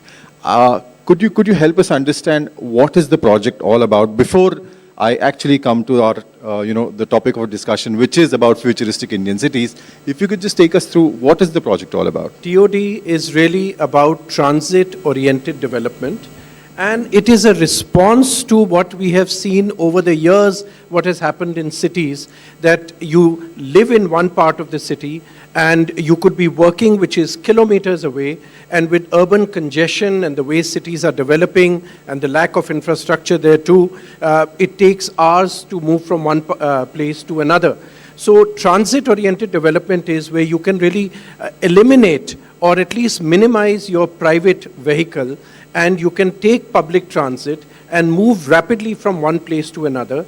And wherever the transit corridor is, which is the metro line which is running, the metro stations that are there, there you do high density mixed development. Okay. Mixed development means you have homes there as well, you have commercial establishments as well, plus you have healthcare, education, leisure, etc. So it becomes a self-contained neighborhood. Okay. That's the whole idea of a transit-oriented development. Absolutely. I mean, isn't it a difficult equation to break actually, given that, in a city like Mumbai, for example, the closer you are to office, higher is the rental or the real estate, yield, real estate, what you have to pay upfront for buying or for rentals. And second, if you move away from your office space, the distance increases. Do you think you've managed to break this equation in a way, or is there somewhere in this world, already a solution for this problem which can be adapted for an Indian kind of setup? So, there's something I would ask your viewers to think about. The first thing that comes to our mind when we talk about real estate is that what is the cost per square foot of a property? Right. But somewhere as a human civilization, we forgot another aspect to ponder over. And that is how many hours of happiness does that place bring to us? True. And this is directly related to your question where you are right. And it's not just unique to Mumbai. It's happening in a lot of other Indian cities, and it's happened the world over as well. That, you have the central business district or the core part of the city, which is high value real estate, and not everybody can afford it.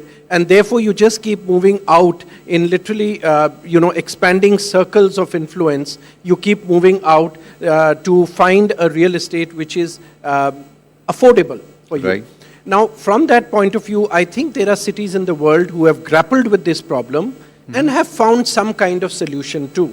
So Paris comes to my mind. Okay. I have lived there for a year and worked in that city, and I've absorbed that kind of atmosphere where now today Paris has this model where they have started creating polycentric hubs, which means you don't just have the center of Paris and then you keep expanding, but you have 15-minute cities. So they are called 15-minute cities because within that zone, you can move from one point to another just in 15 minutes. Okay. And that means it's, again, like I said, a development which is mixed use, self-contained, has everything that you need in a city, and all those requirements of yours get fulfilled in that one zone, rather than traveling miles across for hours at end to reach your workplace and back home every evening. And how implementable is this for a city, for an Indian city like Delhi, Mumbai, Bengaluru? So I think this concept of transit-oriented development is to a large extent a similar model of a 15-minute city. It has its differences, of course, but broadly speaking, it's the same concept that, you are concentrated in an area, which an area of a city, which meets almost all your requirements, or at least meets your daily requirements. Okay. And in that sense, I would say it is highly implementable. I am, filled with gratitude and a sense of responsibility as well that we are designing what is India's first large TOD project. So its success, I think, will unravel really what other cities can adopt and adapt to. So from that point of view, there's a lot of responsibility, but also I have a lot of promise with it, that this is the model that we should start looking at our city. And gone are those times where, when cities created master plans. Just today, we have the announcement that the master plan of Delhi has been, 2047 has been finalized or approved. But there were times when master plans of cities in India were made, and literally it was like a color chart. That, one part of the city would be marked red, which would mean it's a commercial zone. Another would be yellow, which is a residential zone, and so on and so forth. And I definitely don't think that's the model cities can. Now it would be a mix of all colors in one corner. That's right. Wonderful. When we talk about, of course, when we're talking about developing decentralized hubs, as you're mentioning, it also involves unsettling a lot of residents who are already there. Just to give an example, the Dharavi redevelopment project or the Motilal Nagar project, for the example, what are some of the challenges architecturally when it comes to considering redevelopment of such huge areas where there are already settled residents? What are the challenges that you feel are important as an architect? So that's a very good question, because Dharavi redevelopment, I think, is a model not just for India, for the rest of India, but it can become a shining example for the global south in the world, where transformation is taking place, where societies are changing, where economies are growing or getting, getting transformed. By that I mean that we all know that Dharavi had that iconic look of just being shanties or jhuggies which were stretching for miles at end, and right there in the heart of the city of our financial capital. And that was literally becoming one image of India which the world used to look at. And plus the pathetic living conditions of people there. True. But I must tell your viewers, something that is beyond that image of Dharavi that we all know of, is that it has been a thriving economy. More than $1 billion economy, where, recycling, circularity, sustainable design, entrepreneurship, all these lessons. In fact, Harvard Business School, my university where I studied, has case studies on Dharvi. So there is a lot to learn from it. And now as we go about redeveloping it, I think what we need to be careful is that we don't just replace those shanties with gleaming glass towers and consider we have become a modern society, but we ensure that all those socio-cultural, economic, that fabric which existed in Dharvi is somewhere retained and improved upon. By that I mean that it should be, to a large extent, a self-sufficient economy. It should be able to absorb people from different strata. It should not just be confined to a certain strata. So all those aspects are a great potential and for Dharvi to be redeveloped as. Are we going to develop it into a completely new multi-storied slums again, or affordable housing? I don't think that's the right approach. It must have educational institutions, it must have healthcare institutions, it must have places for people for leisure, for recreation, and it also must have housing of different strata. We should not, I repeat, we should not build our cities with economic strata classification. We need to be creating a far more heterogeneous society. As somebody who probably has an interface with policymakers, do you think that angle or that aspect is being kept in mind while planning for a 2047 India? That's point number one. And two is, if you could just list probably 3 or 4 mistakes that we must avoid in order to implement the development model that we're talking about. And the Dharavi-like projects, for example, when we're talking about all those kind of developments, Viksit Bharat 2047, what are some of the challenges that we may be facing over the next about 15 years? I would say that yes, there have been issues which have been there in terms of development. There have been lots of challenges, and they will continue to happen. But what we need to do is, we need to first and foremost understand that we are not here to, we should not be here to ape the West. Because what the West did, the Western society in the 20th century, I think a lot of those fallacies are now for us to see.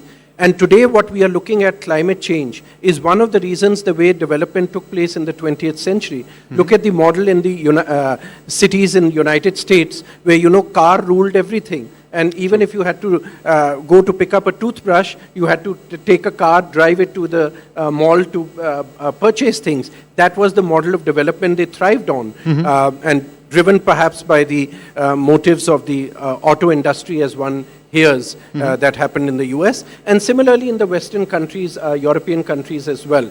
And today what is happening, and I worry about that, is that many of our political leaders believe that, planning can only happen if we are going to get foreign planners into our country. Now, I find that very bizarre because it's not, I think there are a lot of Indians out here who are extremely talented, who have lived in this country, who know the challenges of this country, and who might have traveled and seen what is good and bad in the rest of the world. And who better for them to plan than having people who fly into our country, are not sensitive to our culture or our other conditions, very unique conditions in India, and they come and give us solutions which, by the way, they have failed back in their country. I'll conclude this conversation with just one quick fire-like question. What's the Delhi of tomorrow that you imagine? What are 3 things that you imagine in the Delhi of tomorrow? Let's say 100 years from now.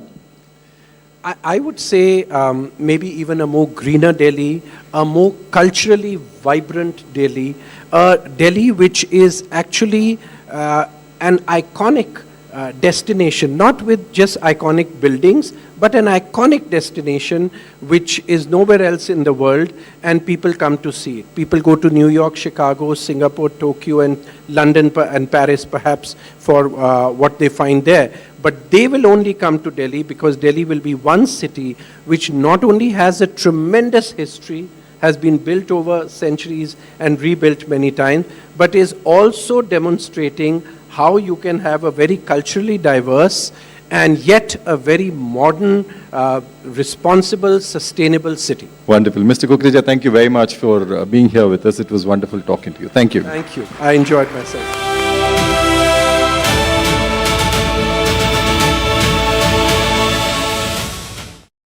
now we've talked about airports, we've talked about cities, we've talked about trains as well. What does fuel all of them? It is the energy. So as Indian cities continue to expand, we also need energy systems that will keep up at the right pace. And we're looking at energy system that is also evolving and developing around Indian cities. So the big question is that how do we use, generate and transmit energy for a rapidly changing landscape? And to answer these questions, our next speaker brings extensive experience in energy policy, sustainability and research with a particular focus on India's evolving energy landscape and the transition towards cleaner and more sustainable system. So ladies and gentlemen, please welcome Dr. Debajit Palit, who's also head at Chintan Research Foundation, in conversation with my colleague Rishita. Give them a huge round of applause as they begin their conversation. And thank you so much, sir, for joining us today. It's really an honor to have you on board with us at Republic Viksit Bharat 2047. Now, sir, my first question for you is about India's urbanization in general. So we see that it's keeping pace, it's going really well. We have industries coming in, we have airports, cities, everything developing. Now, I want to understand, is the power transmission infrastructure able to keep pace with it, or is it falling short? Thank you, Ishita. And it's a pleasure to be here at Republic TV studio. Well, I see it urbanization. What are the three most important things in urbanization? Mobility. We need mobility in any urban areas. Housing. We need housing. Cities are expanding and there is more migration, so we need housing. And currently, the another thing which has become very important is the digital infrastructure. And all these things, all these three things, I think is important to have reliable power for all these three things. So I think power interconnects or electricity interconnects all these three things, and we have to make the infrastructure in a way that we are able to provide reliable power supply for whether it is digital infra, whether it is mobility. When I say why it is important to provide electricity for mobility, currently most of our fleet is running on oil and gas, whether it is the pipe natural gas or it is diesel or petrol. But over the years, in the next few years, in the next 2 decades, as we move towards Viksit Bharat, we'll see more and more vehicles being converted into electric vehicles. And the plan is that by 2050, almost all two-wheelers and three-wheelers should be on electricity. And 50% of our passenger cars should be electric. Now that needs a huge amount of power. Data centers are coming up in urban areas. Where we're sitting in Noida, I think there are a large number of data centers which are coming up, and all these data centers will need reliable electricity. So I think it is important to have reliable power, and in that front, we are moving, again, we have to the second challenge that we are facing now is how do we move from the traditional or the conventional power infrastructure that is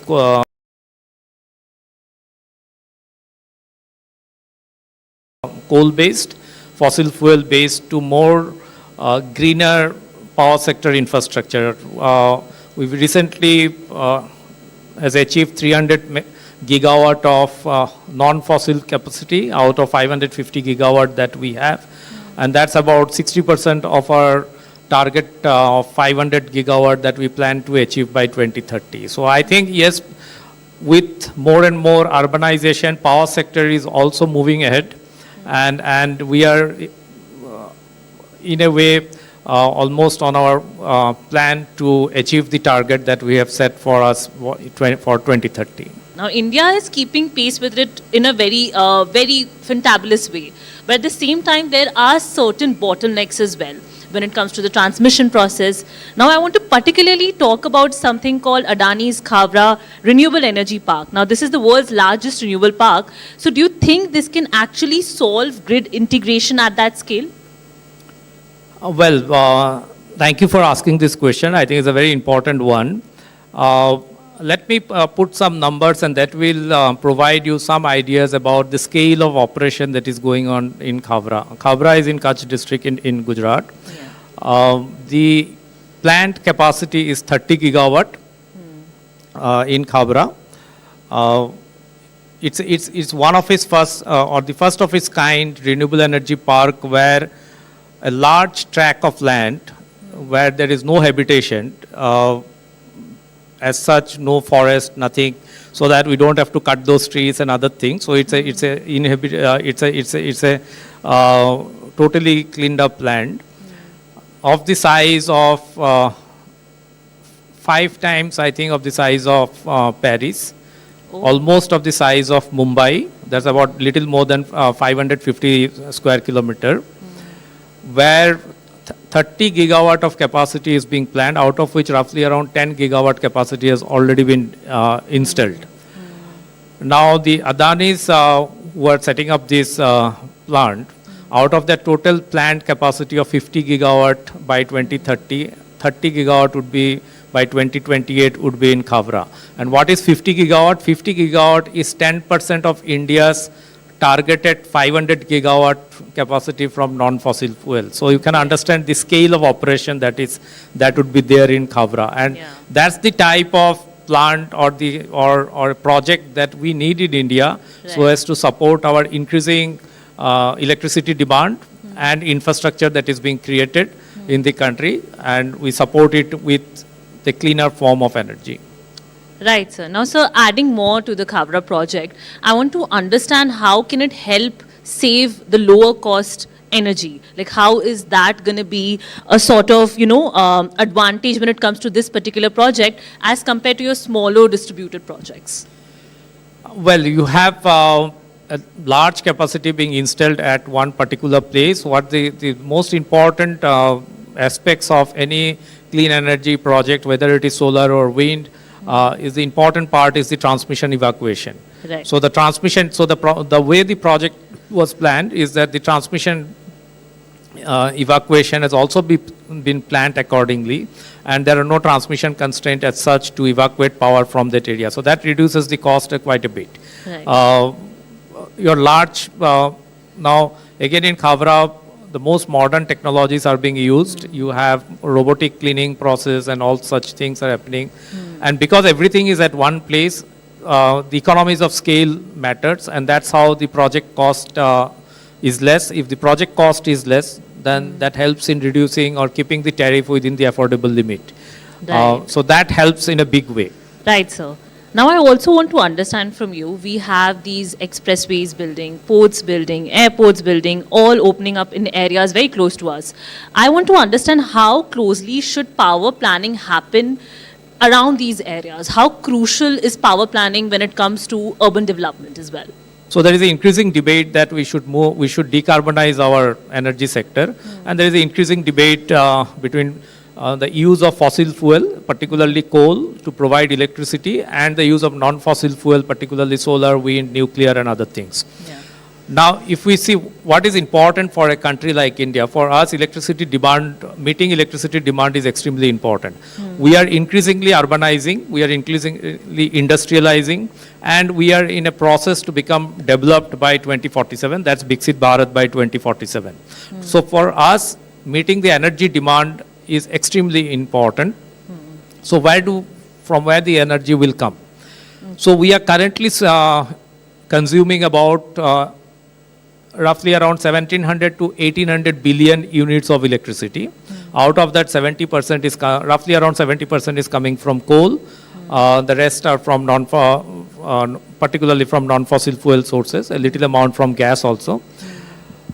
Now, if you see in 2050 or 2047, when we plan to become Viksit Bharat, our electricity consumption will increase to about 6,500 billion units.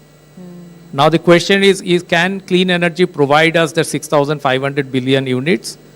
My answer would be, irrespective of whether clean energy can provide that 6,500 billion units or not, for us it is important to consume that energy, because at that stage, and please mind that at that stage also, at 6,500 billion units, our energy consumption per capita would be much lower than the global average. Currently we are at 1/3 of the global average, and at 6,500 billion units, our per capita energy consumption would be around little less than 5,000 kilowatt hour per capita, which is the current global average.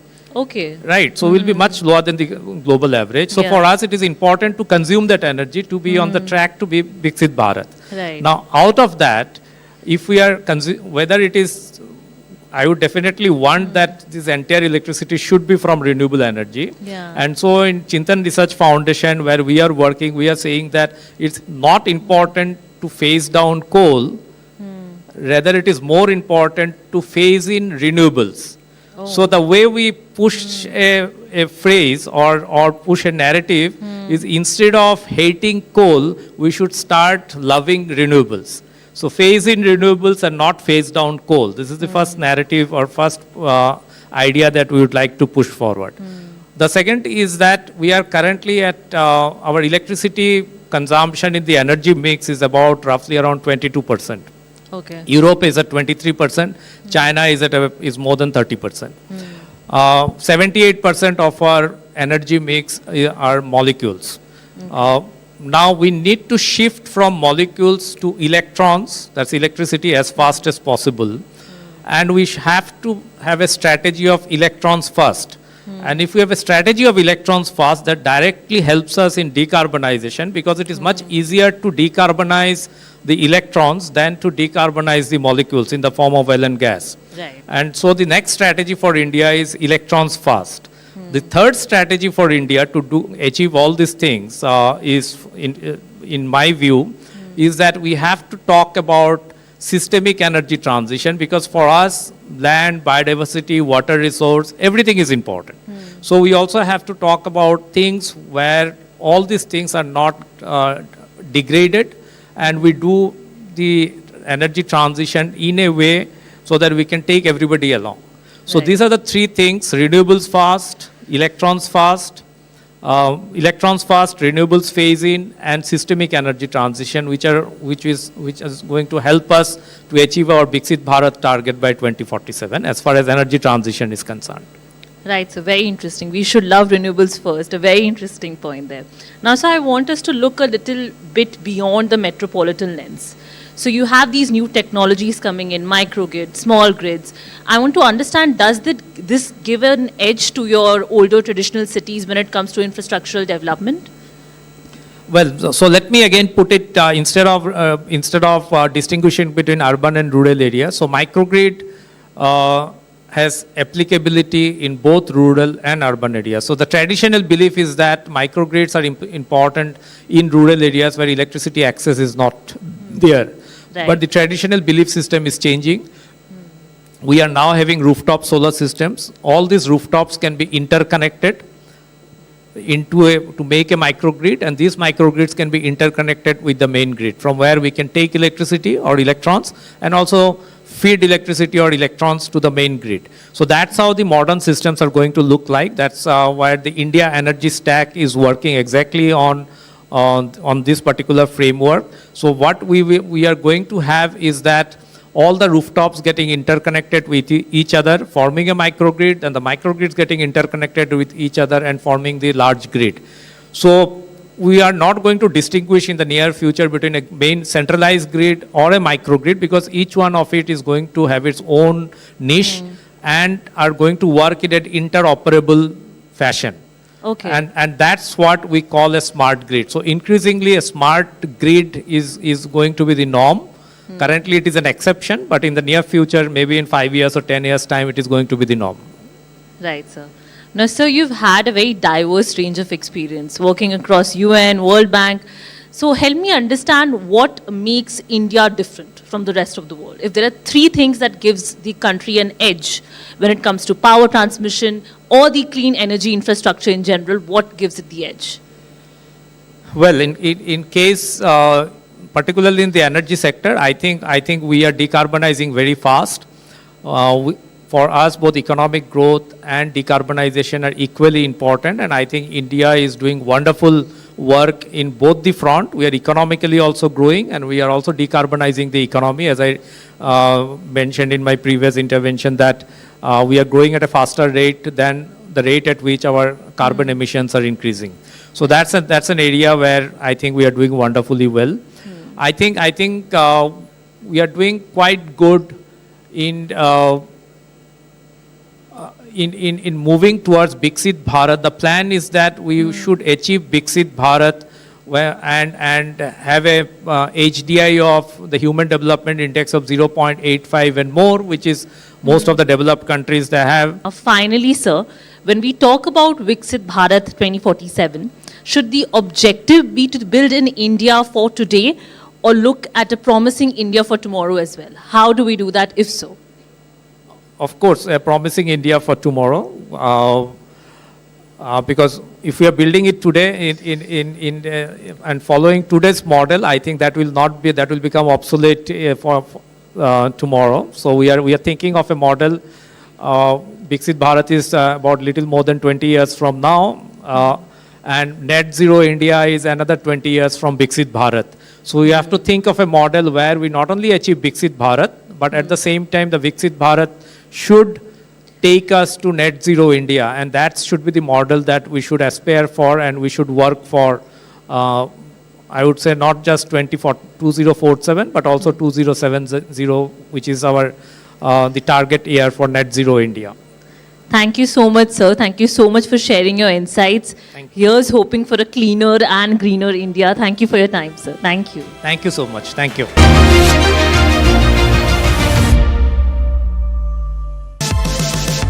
Presenting by Adani. Co-powered by Aranyaka Estates. कुछ तो सस्ता लो, सब बढ़िया लो, इसमें क्या खास बात है? थोड़े में ज्यादा स्वाद, यही तो है इसकी खास बात। QS&T Achieve, the world's foremost university rankings organizations, have ranked Amity amongst the top 3% universities globally, making it among the very few Indian universities to be included in both rankings. Yet another top ranking for Amity University. चमकी चाट से क्या बना है? Sandwich, लस्सी और छाछ। हर घूंट में चमकी चाट। अब बताओ, स्वाद आया? असली स्वाद सिर्फ चमकी चाट। Electricity bill paid. Really? Your mobile recharge is done. How? Make all kinds of payments using the Bheem Payments app and get cashback of up to rupees 300 every month. Use Bheem app to pay. It's the Mahi way.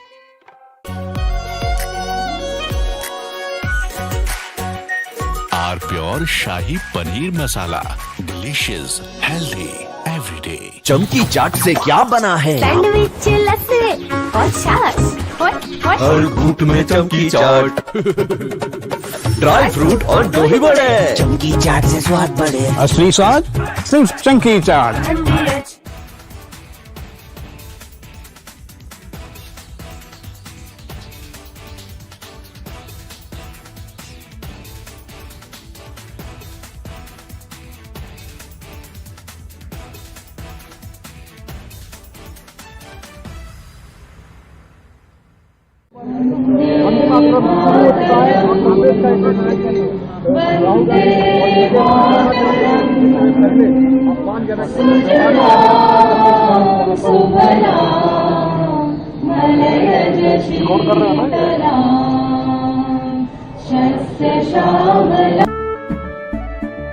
केसरिया से मन जोगी हुआ रे, दिल झूमे देखो मतवारा हुआ रे। केसरिया से मन जोगी हुआ। हर पल मनाओ केसरी त्योहार। विमल, बोलो जुबान केसरी। आर प्योर सूजी पास्ता, उबालो मिलाओ और खाओ, 8 मिनट में तैयार। क्या टेस्ट है, सब का राजा हार्डकोर मसाला। ऑक्टोरोमा मैनुअल वाइंडिंग, 4 लोगों के पास है। कुछ इससे भी अनोखा। कमला पसंद, सिर्फ एक अनोखा स्वाद। कमला पसंद पान मसाला। चमकी चाट से क्या बना है? सैंडविच, लस्सी और छाछ। हर घूंट में चमकी चाट। अब बताओ, स्वाद आया? असली स्वाद सिर्फ चमकी चाट। We all must learn the lesson.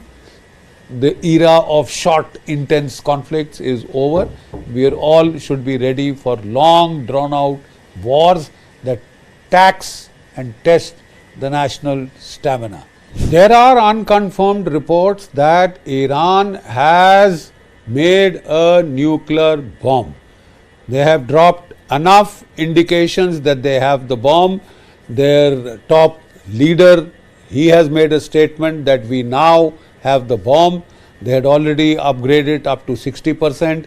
They had 450 kgs of enriched uranium, and all this while when Donald Trump was trying to bomb them to smithereens, they have continued with their nuclear program to save their bloody lives. Because there are people who are quite capable of using the nuclear bomb against Iran because they couldn't get it to get onto its knees. So there were people crazy enough to use the nuclear bomb against subhumans.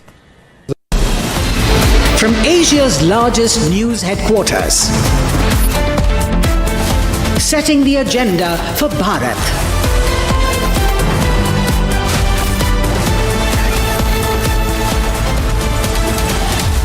You're watching Republic.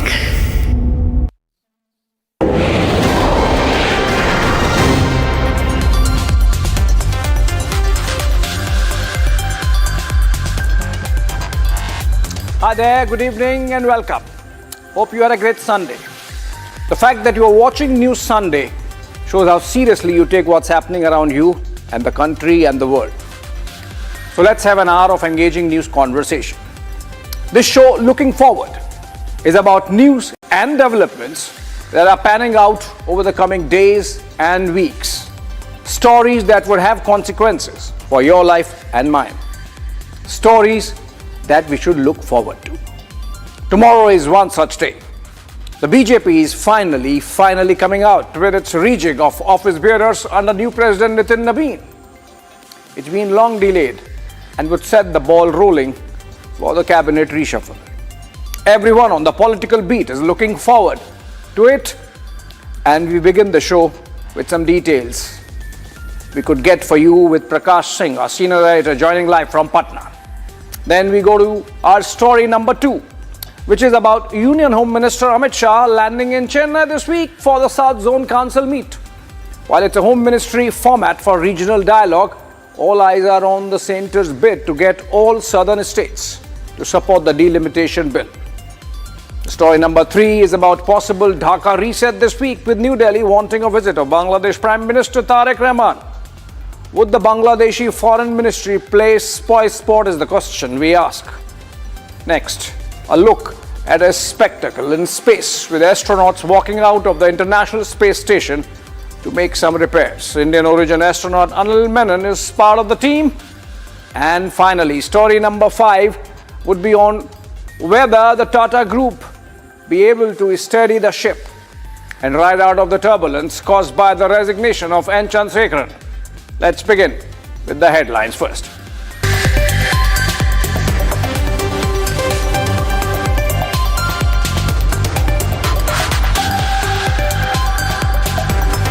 The biggest political news break on Republic TV. BJP reshuffle likely to take place tomorrow. Top sources say infusion of youth is expected in the rejig, which will be followed by a cabinet reshuffle of the Modi government.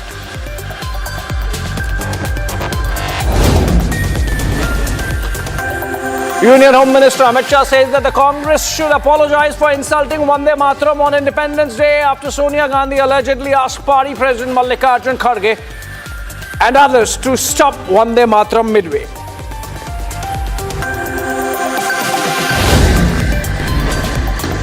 Mangaluru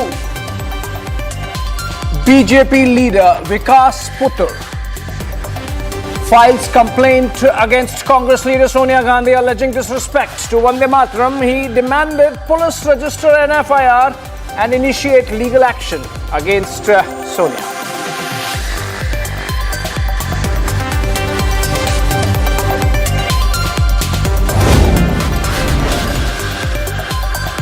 Bangladesh lays down conditions for Prime Minister Tariq Rahman's visit to India, says need a propitious environment for the visit. Bangladesh also urges extradition of ousted PM Sheikh Hasina.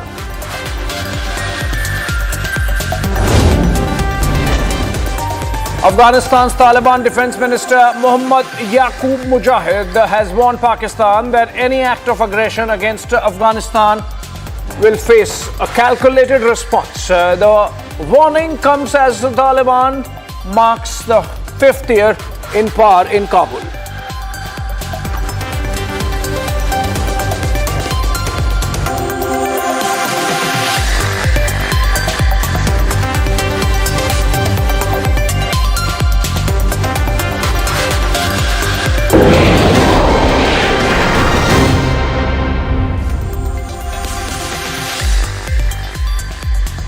All right, friends, earlier in the day, Republic TV broke the biggest political news of the moment, that a major BJP reshuffle is imminent and most likely to take place tomorrow, with the entire new party team expected to be announced formally at around 12 noon. Top sources indicate an infusion of youth in the rejig, after which a cabinet reshuffle is also anticipated. So far as the Modi government is concerned, having completed 2 years, an appraisal of the talent both in the party and the government expected over the next fortnight, beginning tomorrow when the party rejig happens. We are in fact joined in by our senior editor Prakash Singh from Patna for more on this. This was Prakash Singh Newsbreak earlier in the day. Prakash, welcome to the broadcast, and my first question: is it final that this is happening tomorrow? The BJP reshuffle, which has been in the making for a year or more, but specifically after the new president Nitin Naveen took over, is it finally happening tomorrow? Well, good evening, Abhishek. It's been long pending, the reshuffle in the BJP organization. And ever since Nitin Naveen has taken over the mantle of the BJP presidency, his team has not been convened for the past 5 or 6 months, and it has been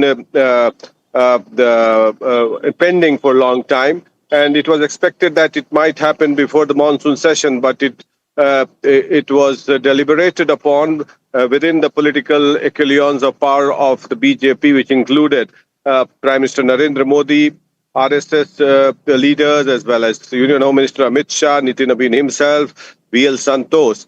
And now, since BJP has taken a beating and is a bit low at the moment after the stalemate that continued in Parliament, and also the Jantar Mantar incident that took place, the BJP will do an organizational overhaul most likely tomorrow, what we got to know. And it will send a message to the party cadres across the state that the BJP can always bounce back, and special infusion of youth and women participation would be entrusted upon.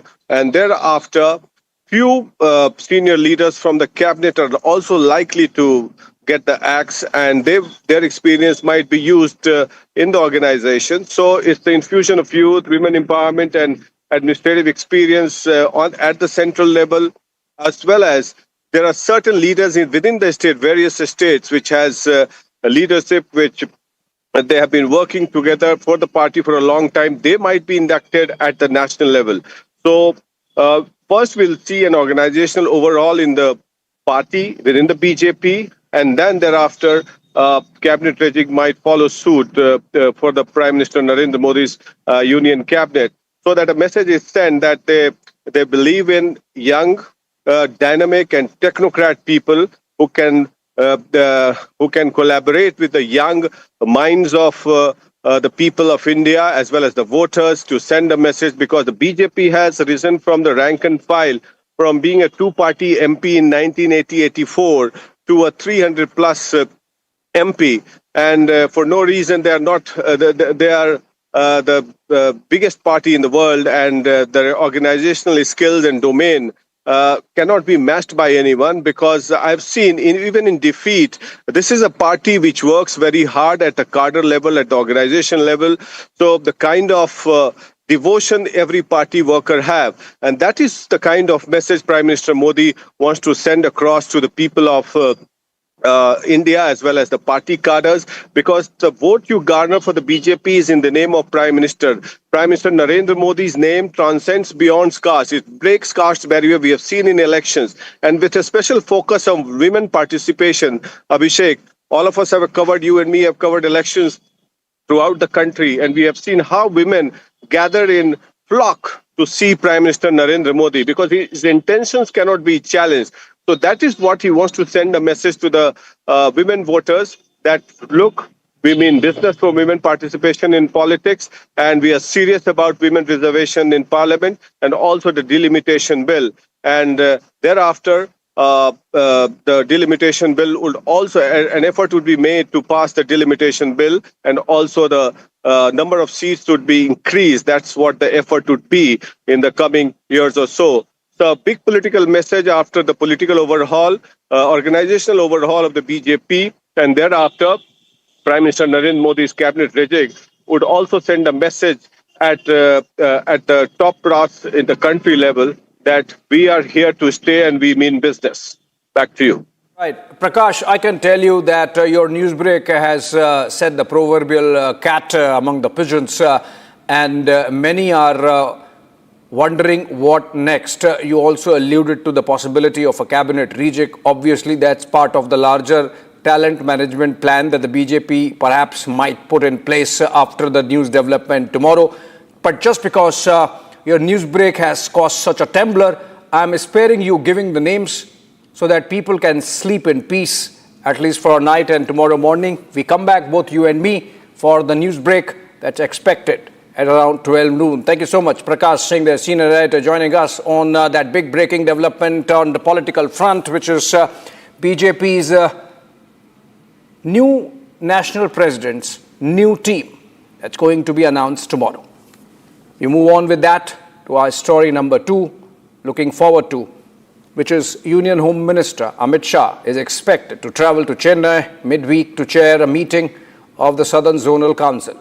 It's a regular Home Ministry mechanism aimed at discussions with chief ministers on security, interstate coordination, river water disputes, and other issues between the centre and the respective states. But this time, the meeting comes against a much bigger political backdrop: the looming delimitation exercise and the battle over the South's representation in Parliament.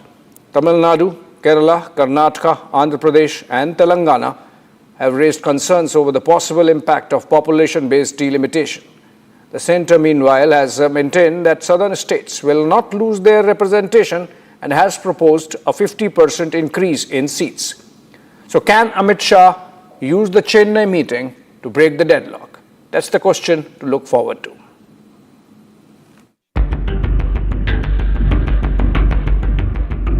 Union Home Minister Amit Shah is expected to visit Chennai on August 19th and 20 to chair the Southern Chief Ministers Conference in Kovalam. The meeting comes at a crucial time, with the centre and opposition governments in southern states at odds over a range of issues. The Southern Zonal Conference platform would bring together chief ministers and representatives from Tamil Nadu, Kerala, Karnataka, Andhra Pradesh, Telangana, and Puducherry. Mr. Amit Shah, the Union Home Minister, is going to Chennai to address the Southern Regional Chief Ministers Conference, which is a regular routine security drill. It's improvising and updating whatever happening there. Is a briefing session by the centre to the state government. Of course, Mr. Narendra Modi's government wanting the delimitation and also FCRA. Privately, Mr. Amit Shah, the Home Minister, will talk to the Chief Ministers. My only concern is, will Vijay attend it, the Chief Minister of Tamil Nadu? Will Mr. Sadish and Kerala Chief Minister and the Telangana, Karnataka Congress Chief Ministers attend? With the backdrop of centre not attending the Parliament, because Rahul Gandhi's message to the 3 Chief Ministers to send the deputies and like that. And while the meeting is a regular platform for centre-state coordination and security issues, this time delimitation is expected to be one of the biggest political backdrops.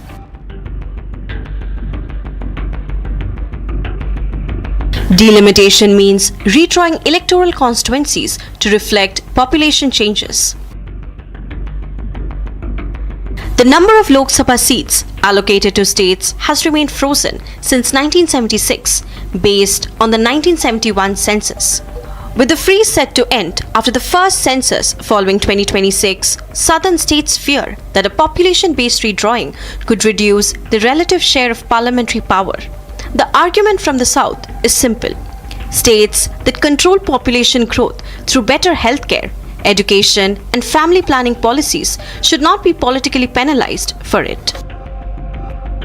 The centre, however, has argued that southern states will not lose their representational share. Home Minister Amit Shah has proposed a 50% increase in the number of seats for southern states on a pro rata basis.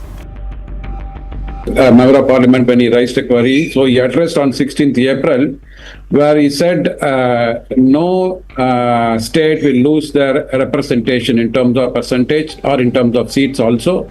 He said minimum 50% will be the increase in state for southern part of India. And he has given the state-wise statistics also.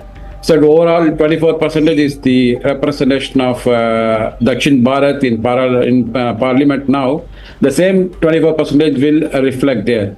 Especially for Tamil Nadu, today we are having 39 constituencies in Lok Sabha. It will be increased by 20, which means after delimitation implementation, it will be 59. But for the South, the question is whether an assurance on numbers will be enough to break the deadlock. Delimitation is something which is required, very, very badly required. Constituencies need representation, and as a result of which you cannot have an MP who is going to probably address 30 plus lakh people, and there is another constituency where there is hardly 1.5 lakh people in a place like Ladakh or Lakshadweep. So what is extremely critical is delimitation is required. And also when the delimitation is happening, the most important thing to consider is that states do not lose their status. That is, if they have had 39 MPs, Tamil Nadu, it would be 59. So this is a fair representation. The issue has already triggered a major political campaign in Tamil Nadu. In March 2025, then Chief Minister and DMK President M.K. Stalin convened an all-party meeting in Chennai, demanding that the 1971 census-based freeze be extended. Later that month, Stalin hosted a Joint Action Committee meeting, bringing together leaders from southern states and other parts of the country. The DMK framed the issue as a question of federalism, arguing that states which control their population should not be penalized politically. The campaign intensified in 2026, with the DMK leading a statewide black flag protest against the proposed delimitation bill. So they will not be able to succeed in coming in winter session because in the first attempt, the union government has failed to get into pass the Delimitation Act in the case of Women Reservation Bill. Hence, in this the coming days also, the Amit Shah's maneuver will not be helpful for his to get a success in this mission of southern state succeed. Because southern states' interests are unique, they will not be the interest of the southern states will not be similar. Will not be same as that of the northern states. Southern states, in each kilometer of our southern states will be differ to compare to other northern and eastern states. For the centre, the challenge is to turn its assurance on seat numbers into a political guarantee that southern states can trust. The next big question is whether the centre can build enough support for a constitutional amendment in Parliament. You see, thus far what we have seen since April, after the government failed to pass the delimitation legislation, they can't take a second chance and failure. The next time they move this legislation in Parliament, it has to pass. Otherwise it will lose its value and the government's prestige will suffer. It now depends. If they want to bring this up in the winter session, they have ample time. They have to orchestrate a program, a campaign that delimitation will not harm the South. And we have to wait and see how Mr. Amit Shah, Home Minister, will unravel this problem. There has to be a very positive campaign. He has to convey a message that he will address all the concerns of the regional parties. There are important parties, basically the DMK, and then of course the TRS party also. But the Congress may not agree to these things. It all depends on the DMK for the majority. So it's up to Mr. Amit Shah how he unravels his campaign in the next few days. The earlier attempt in April 2026 failed to cross the required special majority threshold. That makes the southern states crucial to any fresh numbers game. And with regional parties holding the potential to influence the outcome, Amit Shah's Chennai outreach could go beyond the formal agenda. அரசியல் அமைப்பு வழங்கி இருக்குன்னு சட்ட வல்லுநர்கள் தொடர்ந்து கூறி வருகிறார்கள். திராவிட முன்னேற்ற கழகத்தை பொறுத்த வரைக்கும் 33% மகளிர் இடஒதுக்கீட்டை நாங்கள் முழுமையாக ஆதரிக்கின்றோம், வரவேற்கின்றோம். ஒருவேளை மகளிர் இடஒதுக்கீடு மசோதாவுக்காக டீலிமிட்டேஷன் எக்ஸசைஸ் செய்யப்பட்டால் 1971 மக்கள் தொகை அடிப்படையிலேயே செய்ய வேண்டும். அதுல ஏதாவது மாற்றம் வந்தா நாடாளுமன்றத்தில் தமிழ்நாட்டு எம்பிக்களுடைய விதிகாச்சாரம், நம்மளுடைய ரெப்ரசன்டேஷன் இப்ப இருக்கக்கூடிய 7.18% குறைக்க அனுமதிக்க கூடாதுன்னு மீண்டும் வலியுறுத்தி சொல்லி அரசு கொண்டு வந்திருக்கக்கூடிய இந்த தீர்மானத்தை நாங்கள் வரவேற்கின்றோம். Meanwhile, Andhra Pradesh's Chandrababu Naidu has been more supportive of the centre's approach, even as other southern parties have demanded more guarantees and consultation. Interstate river disputes, including the Kaveri, are also expected to be raised. Border and interstate disputes, law and order, internal security, and center-state coordination are also expected to feature. Yes, there are southern states are facing multiple issues like ED and other central government agencies have been misused to the southern states political parties and political leaders, and there are national interests also which relates to the southern states that need to be likely to come in the journal meeting which will be chaired by the Amit Shah, Home Minister Amit Shah. There are so many other issues also like that, the water dispute issues, because in recent days the CWC has ordered to release Kaveri water to the Tamil Nadu government. That issues will become likely to come in the meeting of journal meeting. And there are other issues, the taxation amount which supposed to be come to the southern states. The issues will also be raised from the southern states political leaders in the journal meeting also. With multiple southern states having different interests over water sharing, the zonal platform could offer another opportunity for center-state dialogue.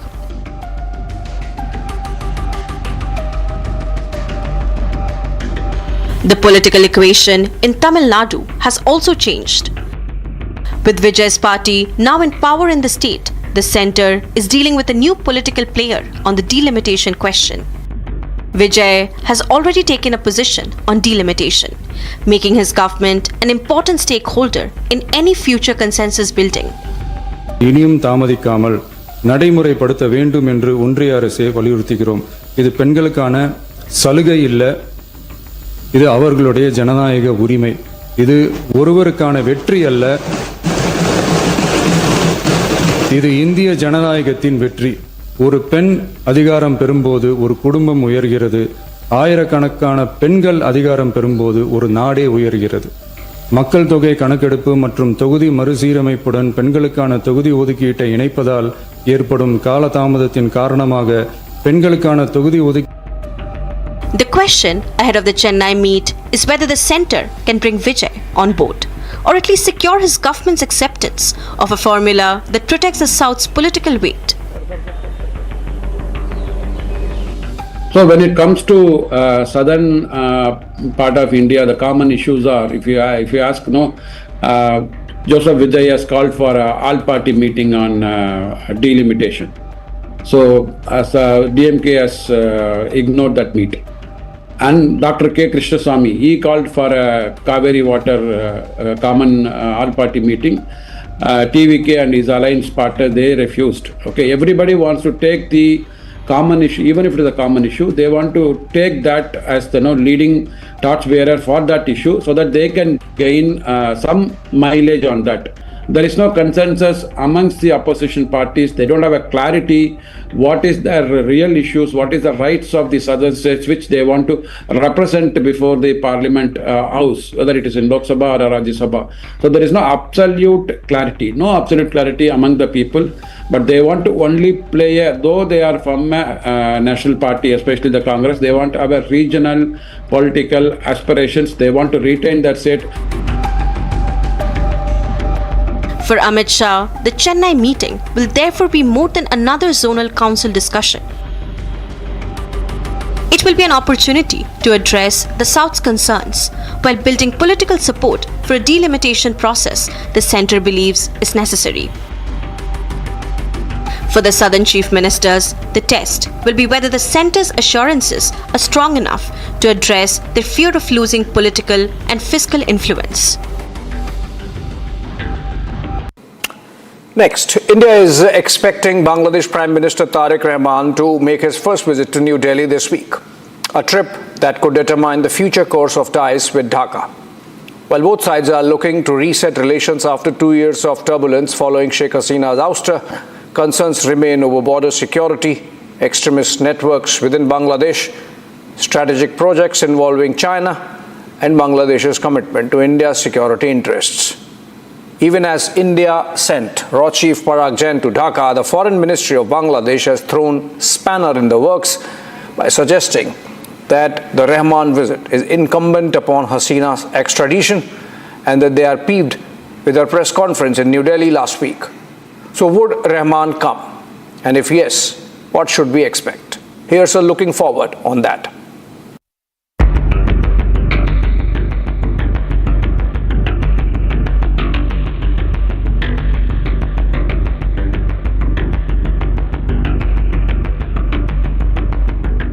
The concerns that New Delhi has for Bangladesh might just be addressed next week.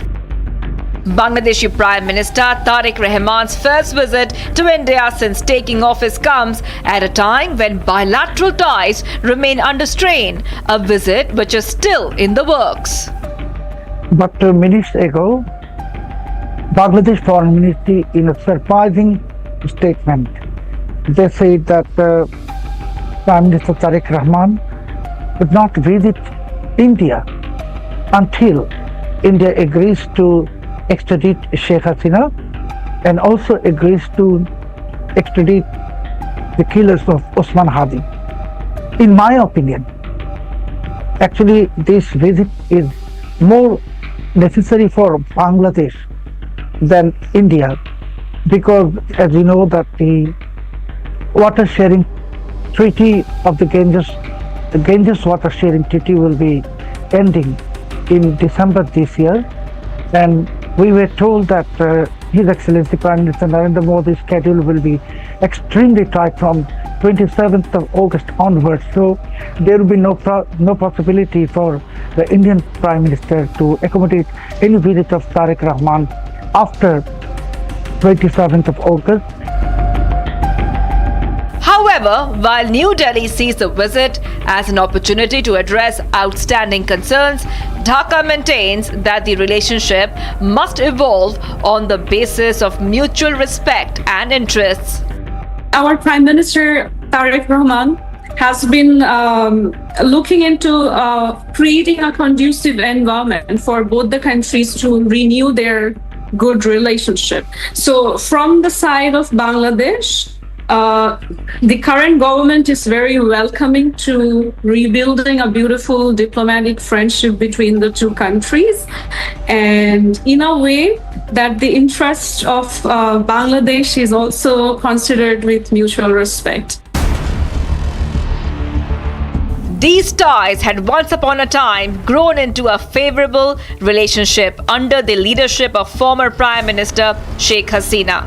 Ties which have witnessed turbulence since the political upheaval in Bangladesh in 2024.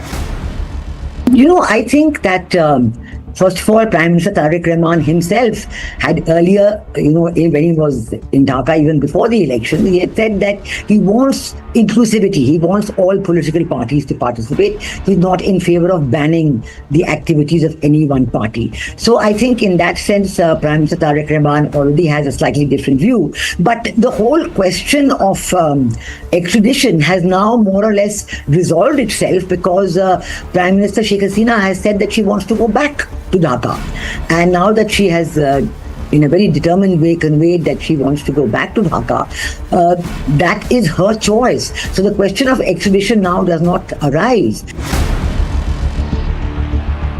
While both governments have expressed a desire to improve ties, India will be looking for answers to some difficult questions. Can Dhaka assure their commitment on security? Can trust be rebuilt? And can the relationship return to the stability it enjoyed during the Sheikh Hasina years? This is an important visit for obvious reasons. Mr. Rahman has not visited India yet since taking office, and there have been tensions in India-Bangladesh relations ever since the ouster of Sheikh Hasina. So clearly, when Mr. Rahman's government took office, since then there have been there are suggestions that both sides, New Delhi and Dhaka, both want to put the relationship back on track. However, Dhaka rejects the suggestion that Tariq Rahman's earlier visits to Malaysia and China should be viewed through the prism of competition with India. After a mass uprising, there is a greater effort in creating balanced diplomatic relation with all countries around. So probably the focus is not on a singular one at the moment. And Bangladesh is going by a Bangladesh first approach. It's not India first, it's not China first. It's not about putting one country against the other or having any kind of comparison. Right now, we are really aiming for friendship with all countries, with neighboring countries. The optimism is certainly there, but the situation on the ground with the radical elements is holding sway. New Delhi is circumspect. As a consequence, economic ties have suffered, diplomatic engagement has slowed, and Bangladesh recognizes that a stable relationship is in its best interest, underscoring the significance of Tariq Rahman's visit. For India, the most important issue is not trade or connectivity, but of security. When I was High Commissioner in Dhaka way back in 2001-2006, it was the same BNP government. Begum Khalida Zia was the Prime Minister. And the number one issue between the two governments, India and Bangladesh, was the security red lines for India. And at that time, the Northeast Indian insurgent groups, they were very active in Bangladesh. They had camps there, they were given shelter, they had bank accounts, businesses, etc. And all our requests to stop all that had not really were not really heard at all. Under Sheikh Hasina, on the other hand, for 15 years, she immediately said, I will respect India's security red lines. Undoubtedly, the security cooperation established during the Hasina years played a major role in stabilizing India's northeast and strengthening bilateral ties. However, there is growing scrutiny over whether that level of cooperation can be restored under Tariq Rahman's government. I think that Prime Minister Tariq Rahman is very well aware of India's security concerns, and we do look to his sensitivity on these issues. And we certainly hope that when the visit takes place, that there will be a greater expression of concern on sensitivity in many matters, not only on the security concerns in terms of red lines for the Northeast Indian insurgent groups, for these terrorist Islamist extremist groups, and also India's concerns on projects like Tisa River Development Basin in Bangladesh, Mongla Port, etc., which Tariq Rahman, when he went to China, he has indicated that he would be giving the projects to them. Bangladesh, however, insists that it remains fully conscious of India's security concerns, while also simultaneously claiming that it has no intention of allowing its territory to be used against India. India is also closely watching Bangladesh's strategic choices, particularly growing Chinese interest in infrastructure and connectivity projects. Dhaka maintains that its engagement with China is part of a broader strategy of diversifying partnerships and pursuing its own national interests. Right at this moment, that's what people from Bangladesh want, and I believe the general people of India want the same for the world as well. So having your country first is an approach that is important for every independent country in the world. So we are simply focusing on having Bangladesh first. That's actually the slogan of our, I believe, the foreign policy right now. Rahman and his cabinet will have to assure India that its strategic interest will not be sidelined. Diplomatic engagement is welcome, but goodwill alone will not be enough. I think the first thing that Prime Minister Tariq Rahman should look at is restoring the earlier mutually beneficial pattern of trade and connectivity and investment between India and Bangladesh. This will be very important for the recovery of its own economy, because we know that the Bangladesh economy has gone into a complete tailspin. Their growth rates have less than halved. I mean, it's like less than 3% per annum growth rates now, maybe approaching even 2%. High inflation because goods are not available, high unemployment, no investment, no foreign investment, no private investment. So there's a complete mess in the economy. And I think we would be more than happy to help out with the Tariq Rahman government, with the talks between Prime Minister Tariq Rahman and Prime Minister Modi. Would the visit revive a relationship that has drifted over the past 2 years? The real measure of success will not be the optics of handshakes or joint statements. Because we know that the Bangladesh economy has gone into a complete tailspin. Their growth rates have less than halved. I mean, it's like less than 3% per annum growth rates now, maybe approaching even 2%. High inflation because goods are not available, high unemployment, no investment, no foreign investment, no private investment. So there's a complete mess in the economy. And I think we would be more than happy to help out with the Tariq Rahman government, with the talks between Prime Minister Tariq Rahman and Prime Minister Modi. We're willing to help out to restore the earlier balance and resume the excellent mutually beneficial trading pattern that existed between our two countries. Rahman has brought in many changes since he took over from what Muhammad Yunus had left, which adds to the optimism that Bangladesh would finally be willing to listen to India. We have seen how economically Dhaka has not done well after the ouster of Hasina and since tensions in India-Dhaka relations. And we also know that India would like a stable, positive-looking, friendly Bangladesh to be there for the peace and tranquility in Bay of Bengal. So I think for both sides, this is an important relationship. The question remains on whether Bangladesh can convince India that it remains a dependable partner on security, stability, and regional cooperation. Owing also to the controversy surrounding St. Martin Island, with Bangladesh being very vague and secretive about it, this visit becomes more imperative for Bangladesh to sort out its issues. Because while Bangladesh may want a reset, trust will have to be rebuilt before relations can truly return to where they once were. An Indian origin astronaut is preparing to step outside the International Space Station for a mission that is as precise as it is risky.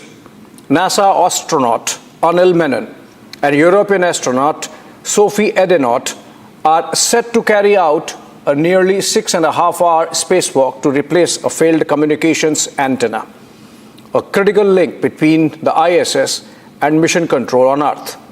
From suit checks to robotic arm support, every movement has been rehearsed. And for India, Menon's mission carries pride and significance. The experience and lessons from such operations could prove valuable as the country prepares its own Gaganyaan mission. Here's what to expect.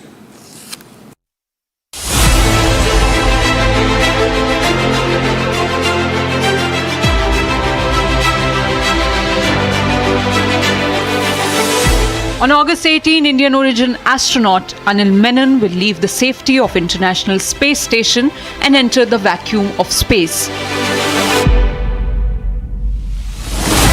Menon and European Space Agency astronaut Sophie are scheduled to conduct nearly a 6.5-hour spacewalk. The mission is to replace a failed space-to-ground antenna that carries high-speed data and communications between the International Space Station and Mission Control in Houston. The pair will first remove the failed antenna and secure it on an external platform, then install a spare one on the station's Z1 truss. They will remain connected to the station through safety tethers, using handrails to move around the exterior while carrying out the antenna replacement. The procedure has already been rehearsed, from equipment checks to movement outside the station. The operation may sound straightforward, but outside the ISS, even the simplest repair becomes a carefully choreographed mission. Whatever experiment that happens at ISS has to be broadcasted back to Earth, to a scientist. And that is where this antenna in question is very significant. On August 13th, a few days ago, NASA's 97th US spacewalk focused on replacing an old space-to-ground antenna on board the station, the ISS, International Space Station. This antenna is a critical communication link between the ISS and the mission control, which is in Houston, USA. It allows the station to send scientific data and high-speed communication back to Earth, and Earth to also communicate with the station. So this may look like a simple hardware replacement, but it is not like replacing the antenna on top of your roof. It is actually about keeping ISS connected to Earth, and the process of replacing this antenna is not easy because this antenna is not inside the space station, it's outside. It is attached outside. So somebody has to go out into the space, repair this antenna, replace the parts, and then come back into the protection of the ISS. So for a while, for a few hours actually, anyone who's replacing this antenna is exposed to the space. The only thing protecting him or her would be the space suit. And it's a big story. Dr. Shrijanpal Singh also emphasized that this is not just a spacewalk, but a $150 billion class laboratory well connected to Earth. Now, these astronauts which have been sent up in the International Space Station, and one of them is an Indian origin person, these are already been testing not just the antenna. So antenna is one of the mission, which is the most important mission. But there's more which they're doing, which includes, we have spoken about things like artificial intelligence, augmented reality and virtual reality for medical monitoring, crew training and operations. NASA has already tested an AI-assisted ultrasound system, which can help astronauts of the future monitor their own health on missions to Moon and Mars, where doctors on Earth won't be able to just be a phone call away. So your doctor's far away. So an AI-assisted ultrasound-operated disease or anomaly detection tool has been created and tested. So this spacewalk is not just about replacing the antenna. It is about keeping this $150 billion class orbital laboratory well connected to Earth. $150 billion. So while testing the technologies could help humans right now achieve all this communication, these tests will also help us for future missions which would take us to Moon and Mars and further. And while astronauts today have sophisticated systems protecting them, former ISRO scientist Dr. Surendrapal Singh says a spacewalk remains an inherently risky operation. The ISS, when Menon is repairing, they go for maintenance and repair. So solar panels have got a high voltages. They are charged one also, although decharging is taking place, but they are charged one. The small things, they come out, then charge gets accumulated on small portions, short portions, and that's in RF it's called multiplexing. In other words, it's called corona. So one has to be careful of those things. A small puncher in space suit, with the micrometeorites less than 1 millimeter diameter can damage it. Otherwise, with meteorites, usually they are tracked. Foreign objects are tracked, satellites are tracked for ISS, etc., and maneuvers are taking place. So, if for a space suit, a person who is walking, in the space, what you call astronaut, small radiation when particles can create problems. Every component matters because the ISS is not simply a laboratory floating in space. It is a massive research platform whose experiments depend on a constant link with Earth. Data generated hundreds of kilometers above Earth has to reach the scientists on the ground. Menon is replacing a critical part of that chain. Scientists from about 110 countries have used this International Space Station for about 4,000 experiments. So it's a monumental creation by humanity. But there's one problem. All of this science which happens in space, in the International Space Center, is useless if the data cannot reach researchers back on Earth. So whatever experiment that happens at ISS has to be broadcasted back to Earth, to a scientist. For Menon, the mission also means performing complex physical work while operating in a weightless environment for hours. Astronauts need strength, endurance to work in their suits, and medical preparedness becomes just as important as technical training. Spacewalks, or EVAs, extravehicular activity, are the hardest things astronauts do in space. And the reason is because it's actually multiple things. One, the spacesuit is quite stiff and quite hard to navigate when they're in it. Two, it requires a lot of kind of metabolic or cardiac fitness, metabolic demand and cardiac fitness. So it's the hardest thing that an astronaut does when they're in space. And there's a lot of things to be learned. One is, every time we do a spacewalk, we learn more about what systems work well and where we can have failures. There have been times where astronauts have had to cut their spacewalks early because they've had things happen with the spacesuit that was unexpected. So there's a lot of things to be learned, and it's important every time we go out there to understand that this is both physically the hardest thing astronauts do and really probably the most risky thing that astronauts do when they go out in space. And this is where Menon's spacewalk takes on a significance beyond the ISS. India is preparing for its own spaceflight program, Gaganyaan, and every lesson learned from international human spaceflight missions can help India reduce the need to start from scratch. We are getting ready for our Gaganyaan, and suppose something happens, our astronauts also, they can come back. But I'm not so sure whether the astronauts are getting trained for the repair or the spacewalk. But when Bharat Space Station or Antariksh Station is getting ready, that is what the Prime Minister has announced, 2039, then all these things become relevant for assembling it, for checking it, and for maintenance purposes, everything becomes relevant. But at present in Gaganyaan, I have not heard that any spacewalk is planned for it. But for future, yes, these experiments, their knowledge will be used by us also, and it will be quite helpful for us because we don't have to reinvent the wheel. Space traveler Dr. Iman Jahangir also focused on the medical preparedness of the astronaut, saying endurance plays a key role.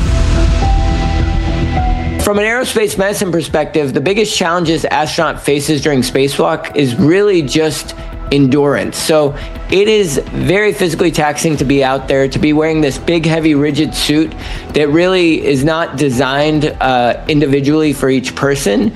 And to go and spend 6.5 hours, often astronauts will have problems like electrolyte abnormalities because they're sweating in the suit.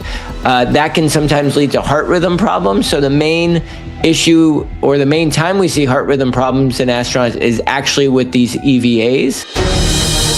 The upcoming operation will therefore be watched not just as another ISS, but also as another real-world lesson in how humans work, survive, and conduct science beyond Earth. But for India, the mission could offer something much bigger. Experience that will help Indian astronauts carry out their own work in space. Finally, the Tata Sons succession race is now firmly underway after N. Chandrasekaran decided not to seek another term as chairman.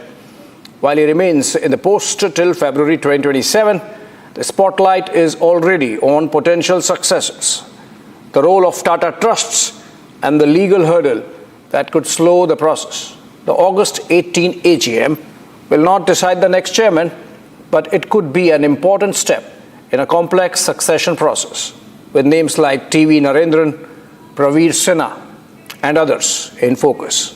The bigger question is, who can steer Tata's next phase while balancing growth, capital, discipline, and the group's legacy?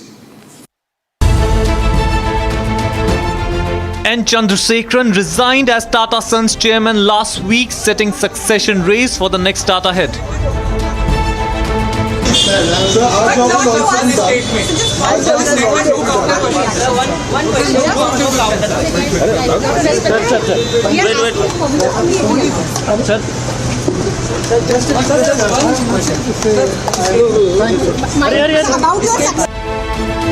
In this backdrop, the August 18 AGM annual general meeting becomes significant. This AGM on 18th August will not be able to choose a successor because the Charity Commissioner has also passed a status quo order against one of the major shareholders of Tata Sons. So until that order gets vacated and the trustees are in place in that trust, this voting will be difficult. Second, the issue is that whenever there has been a selection committee comes in and they then refer it to the board. The board would then present it at the AGM to the shareholders and the promoters. So that process has to be gone through. So I think the financials will be taken on board. So all the regulatory, statutory requirements will be fulfilled at this AGM. But definitely a chairman appointment will not happen at this AGM. For sure, the meeting won't pick his successor as the chairman's appointment follows a separate due process. But it would determine the Tata Trust nominees who form the selection committee that picks Chandrasekaran head. The names in focus: TV Narendran, Praveer Sinha, Shailesh Chandra, Ramakrishnan Mukundan and Saurabh Agarwal. Noel's Tata children, Neville and Maya, are also in focus after joining the Tata Trust as trustees. Noel Tata emerges as key power broker in Tata Group succession. But the big question, will top leadership exit affect the stability of Tata Sons? I am almost 100% sure that the institution, that is the Tatas, will continue ahead from strength to strength. In fact, it has been a historical matter of record that the chairman's position is a custodial role, and every once in a while the baton changes hands. And I think the baton changing hands is more important than the person, whoever he or she may be. The Tata Group is a very venerable, venerated group, a very solid group. With more than 150 years of history behind it, and it is a huge conglomerate with international footprint and one of the most revered brands as well. The group has a lot of solidity, a lot of managerial depth. So one person's movement will not destabilize the group. This is a personal choice. Yes, definitely leadership matters, but leadership is collegial, leadership is very in-depth, and every single company of the Tata Group has their own board of directors and their management committees. There seems unanimity that Tata's deep management bench can absorb the leadership change without major disruption. But the next chairman inherits big bets: semiconductors, EVs, electronics and Air India. The key test: balancing growth ambitions with returns and capital discipline. The house of Tatas has essentially been two missions in one. The commercial endeavor is, of course, an important and a nation building endeavor. But what is even more important is this unique status where essentially charitable organizations hold a majority shares in the holding company, and this is not seen anywhere in the world.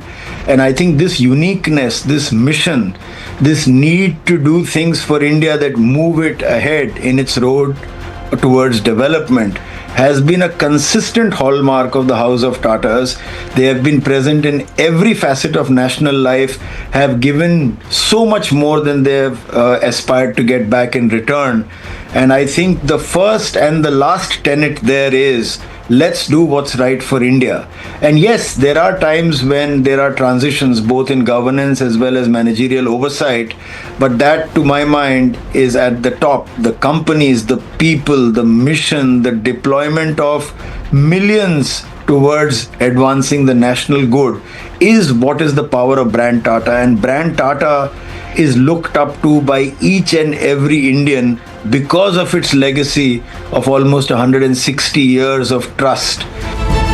Next up, trusts form the committee picks a candidate, and the board and shareholder take it forward.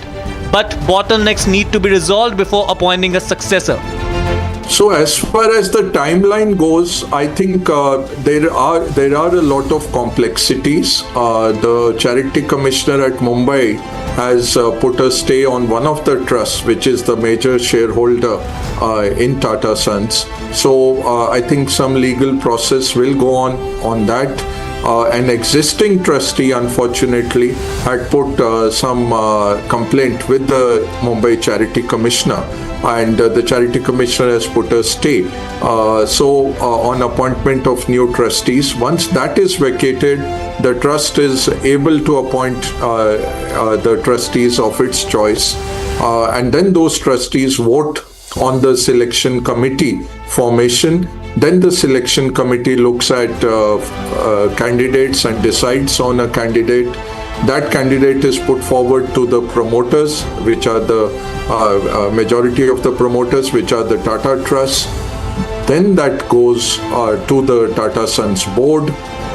Then an AGM appoints that person as the chairperson. Succession race begins for the biggest legacy brands of India.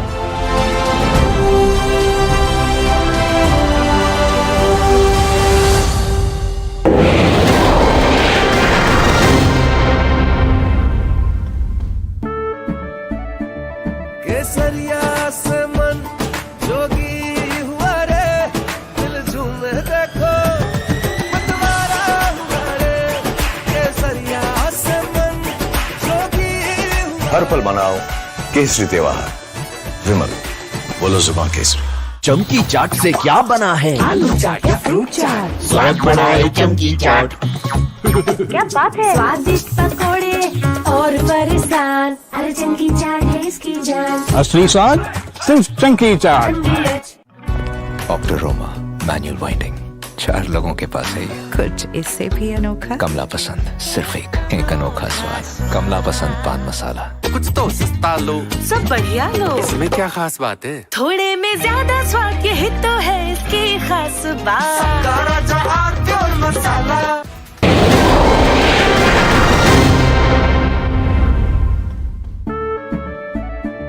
केसरिया से मन जोगी हुआ रे, दिल झूमे देखो मतवारा हुआ रे। केसरिया से मन जोगी हुआ। हर पल मनाओ केसरी त्योहार। विमल, बोलो जुबान केसरी। चमकी चाट से क्या बना है? सैंडविच, लस्सी और छाछ। हर घूंट में चमकी चाट। ड्राई फ्रूट और दही बड़े, चमकी चाट से स्वाद बढ़े। असली स्वाद सिर्फ चमकी चाट। रानी, इस घर में कुछ है जो टूटता नहीं। ये पिलर कभी नहीं टूटेगा। रुंगटा स्टील TMT से बना। रुंगटा नहीं तो घर स्ट्रॉन्ग नहीं। रुंगटा स्टील TMT बार एकदम solid.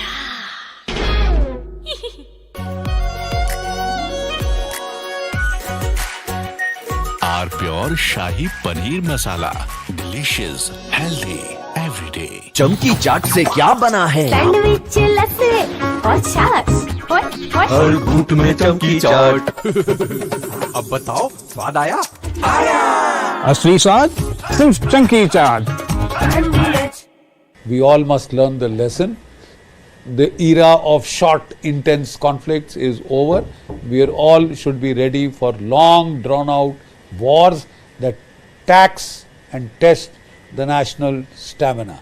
There are unconfirmed reports that Iran has made a nuclear bomb. They have dropped enough indications that they have the bomb. Their top leader, he has made a statement that we now have the bomb.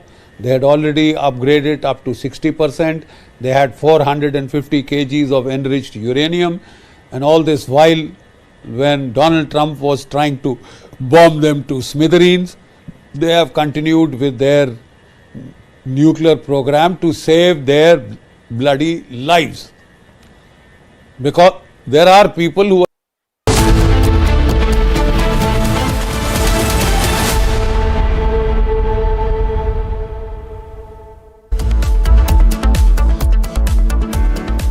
Hello viewers, you're watching Republic. I'm Chongtham Amrita and these are some of the top headlines that we're tracking for you at this hour. Headlines brought to you by Canara Bank. Together we can. The biggest political news break on Republic, BJP reshuffle most likely tomorrow. Republic accesses inside details of the likely BJP reshuffle, infusion of youth expected.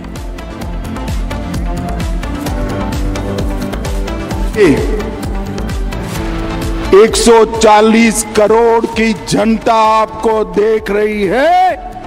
आपके द्वारा किया गया ये पाप इस देश की जनता कभी माफ नहीं करेगी, कभी माफ नहीं करेगी। Union Home Minister Amit Shah says nation won't forgive Sonia Gandhi for insult to Vande Mataram, says India won't forget Congress's sins. Congress defense falls flat. Party member himself admits Sonia Gandhi asked to stop Vande Mataram midway.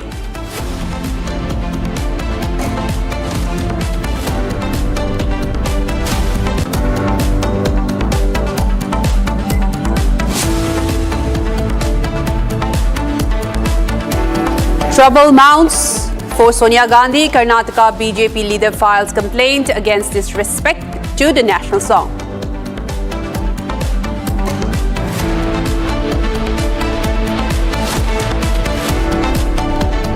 Prime Minister Modi's Dimagi nationalism jibe hits Congress hard. Congress leader owns student remark, says proud to be a Dimagi Naxal.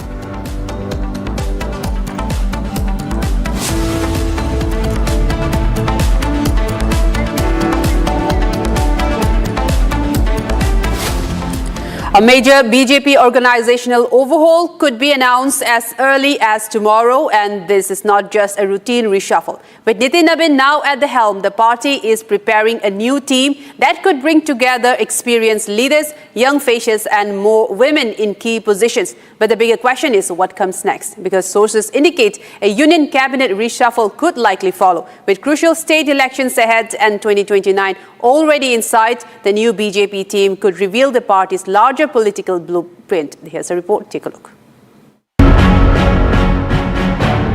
A major political news break. A new BJP team is likely to be announced on Monday.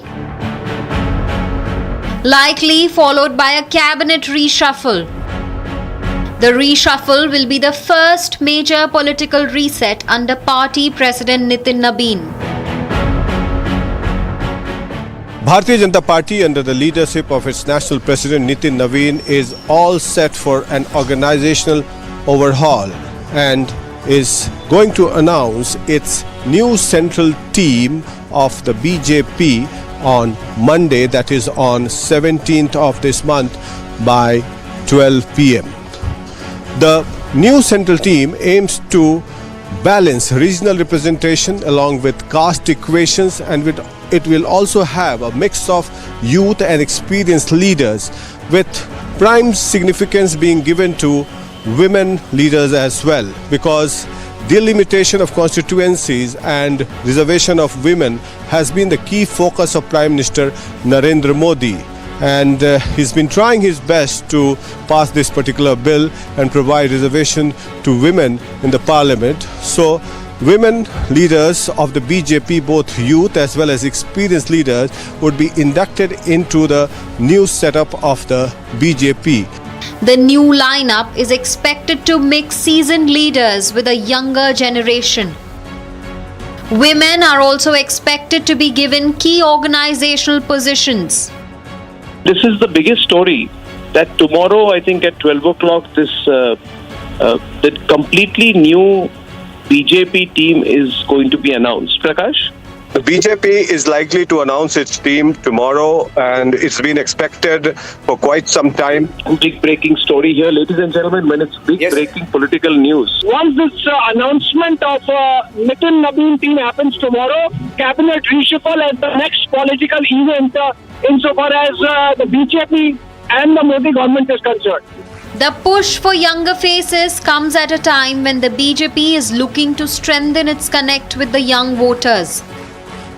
In an exclusive conversation with Republic, BJP MP Ravi Shankar Prasad also commented on BJP overhaul. हमारे साथ हैं रविशंकर प्रसाद जी, पूर्व केंद्रीय मंत्री और पटना साहिब के सांसद। Ravi ji, BJP में पूरा ऑर्गेनाइजेशनल ओवरहॉल होने की सूचना मिली है। आप लोग क्या जो हाल में पॉलिटिकल स्टेलमेट हुआ पार्लियामेंट में और जंतर मंतर पर, तो क्या यूथ का इन्फ्यूजन और महिलाओं को उचित प्रतिनिधित्व मिलने की संभावना है? प्रधानमंत्री ने स्वयं कहा है कि देश के जेन जी का, जेन अल्फा सबका वो सम्मान करते हैं। बाकी हमारी पार्टी तो ऐसे भी यूथ को प्रमोट करती है। राष्ट्रीय अध्यक्ष की उम्र कितनी है हमारी? अब बाकी टीम में कौन कौन आएगा ये तो आप प्रतीक्षा करिए। आप लोग उत्साहित हैं इस नई लिस्ट को लेकर जो आने वाला है? लिस्ट को आ जाने दीजिए। हम लोग, हमारी पार्टी में युवकों को सम्मान हमेशा दिया जाता है। Sources indicate that once the organizational exercise is complete, a union cabinet reshuffle could follow. The new team could therefore be more than a change of faces. It could be the structure that carries the BJP into the next Lok Sabha battle. And we move on to the next story. As the nation remembers former Prime Minister Shri Atal Bihari Vajpayee on his 8th death anniversary, Prime Minister Narendra Modi paid floral tributes to the late Prime Minister at his memorial in Sadaiv Atal. Several other key political leaders also paid their tribute to the late Prime Minister and praised his service to the nation. Let's take a quick look at the event. Bharat के प्रधानमंत्री श्री नरेंद्र मोदी जी श्रद्धेय अटल जी के प्रति Prime Minister Narendra Modi paid his tributes to former Prime Minister Atal Bihari Vajpayee on his 8th death anniversary. सभी के प्रिय आदरणीय श्री नरेंद्र मोदी जी हमारे भारत के प्रधानमंत्री श्रद्धेय अटल जी को As the nation paid homage to the late Prime Minister, the key political leaders also paid their respect. The homage ceremony held at Vajpayee's memorial, Sadaiv Atal, saw political leaders paying tribute to his late Prime Minister and praising his contributions to the nation.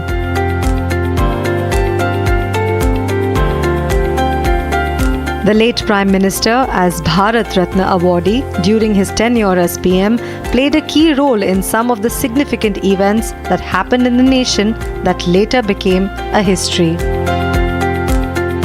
He served as the PM of India during the Pokhran nuclear test and made education a fundamental right for the children. The Union Cabinet Minister under his leadership officially approved the ISRO proposal for the lunar mission. The Golden Quadrilateral project that connects the 4 major metropolitan cities of India was also proposed, planned and initiated during his tenure. Prime Minister Modi in his tweet described Vajpayee as an extraordinary statesman, adding that his efforts had inspired generations. Home Minister Amit Shah referred Vajpayee as a patriot and a politician who dedicated his life for the service of the nation. President Draupadi Murmu and Vice President C.P. Radhakrishnan also joined the PM and paid tribute to the late Prime Minister. Other key leaders of BJP were also seen paying their tribute to the late leader. The late PM had served the nation for 3 times and was conferred as the Bharat Ratna in 2015. And moving ahead, Shiromani Akali Dal MP Harsimrat Kaur Badal has sought an NIA probe into the attack on her husband.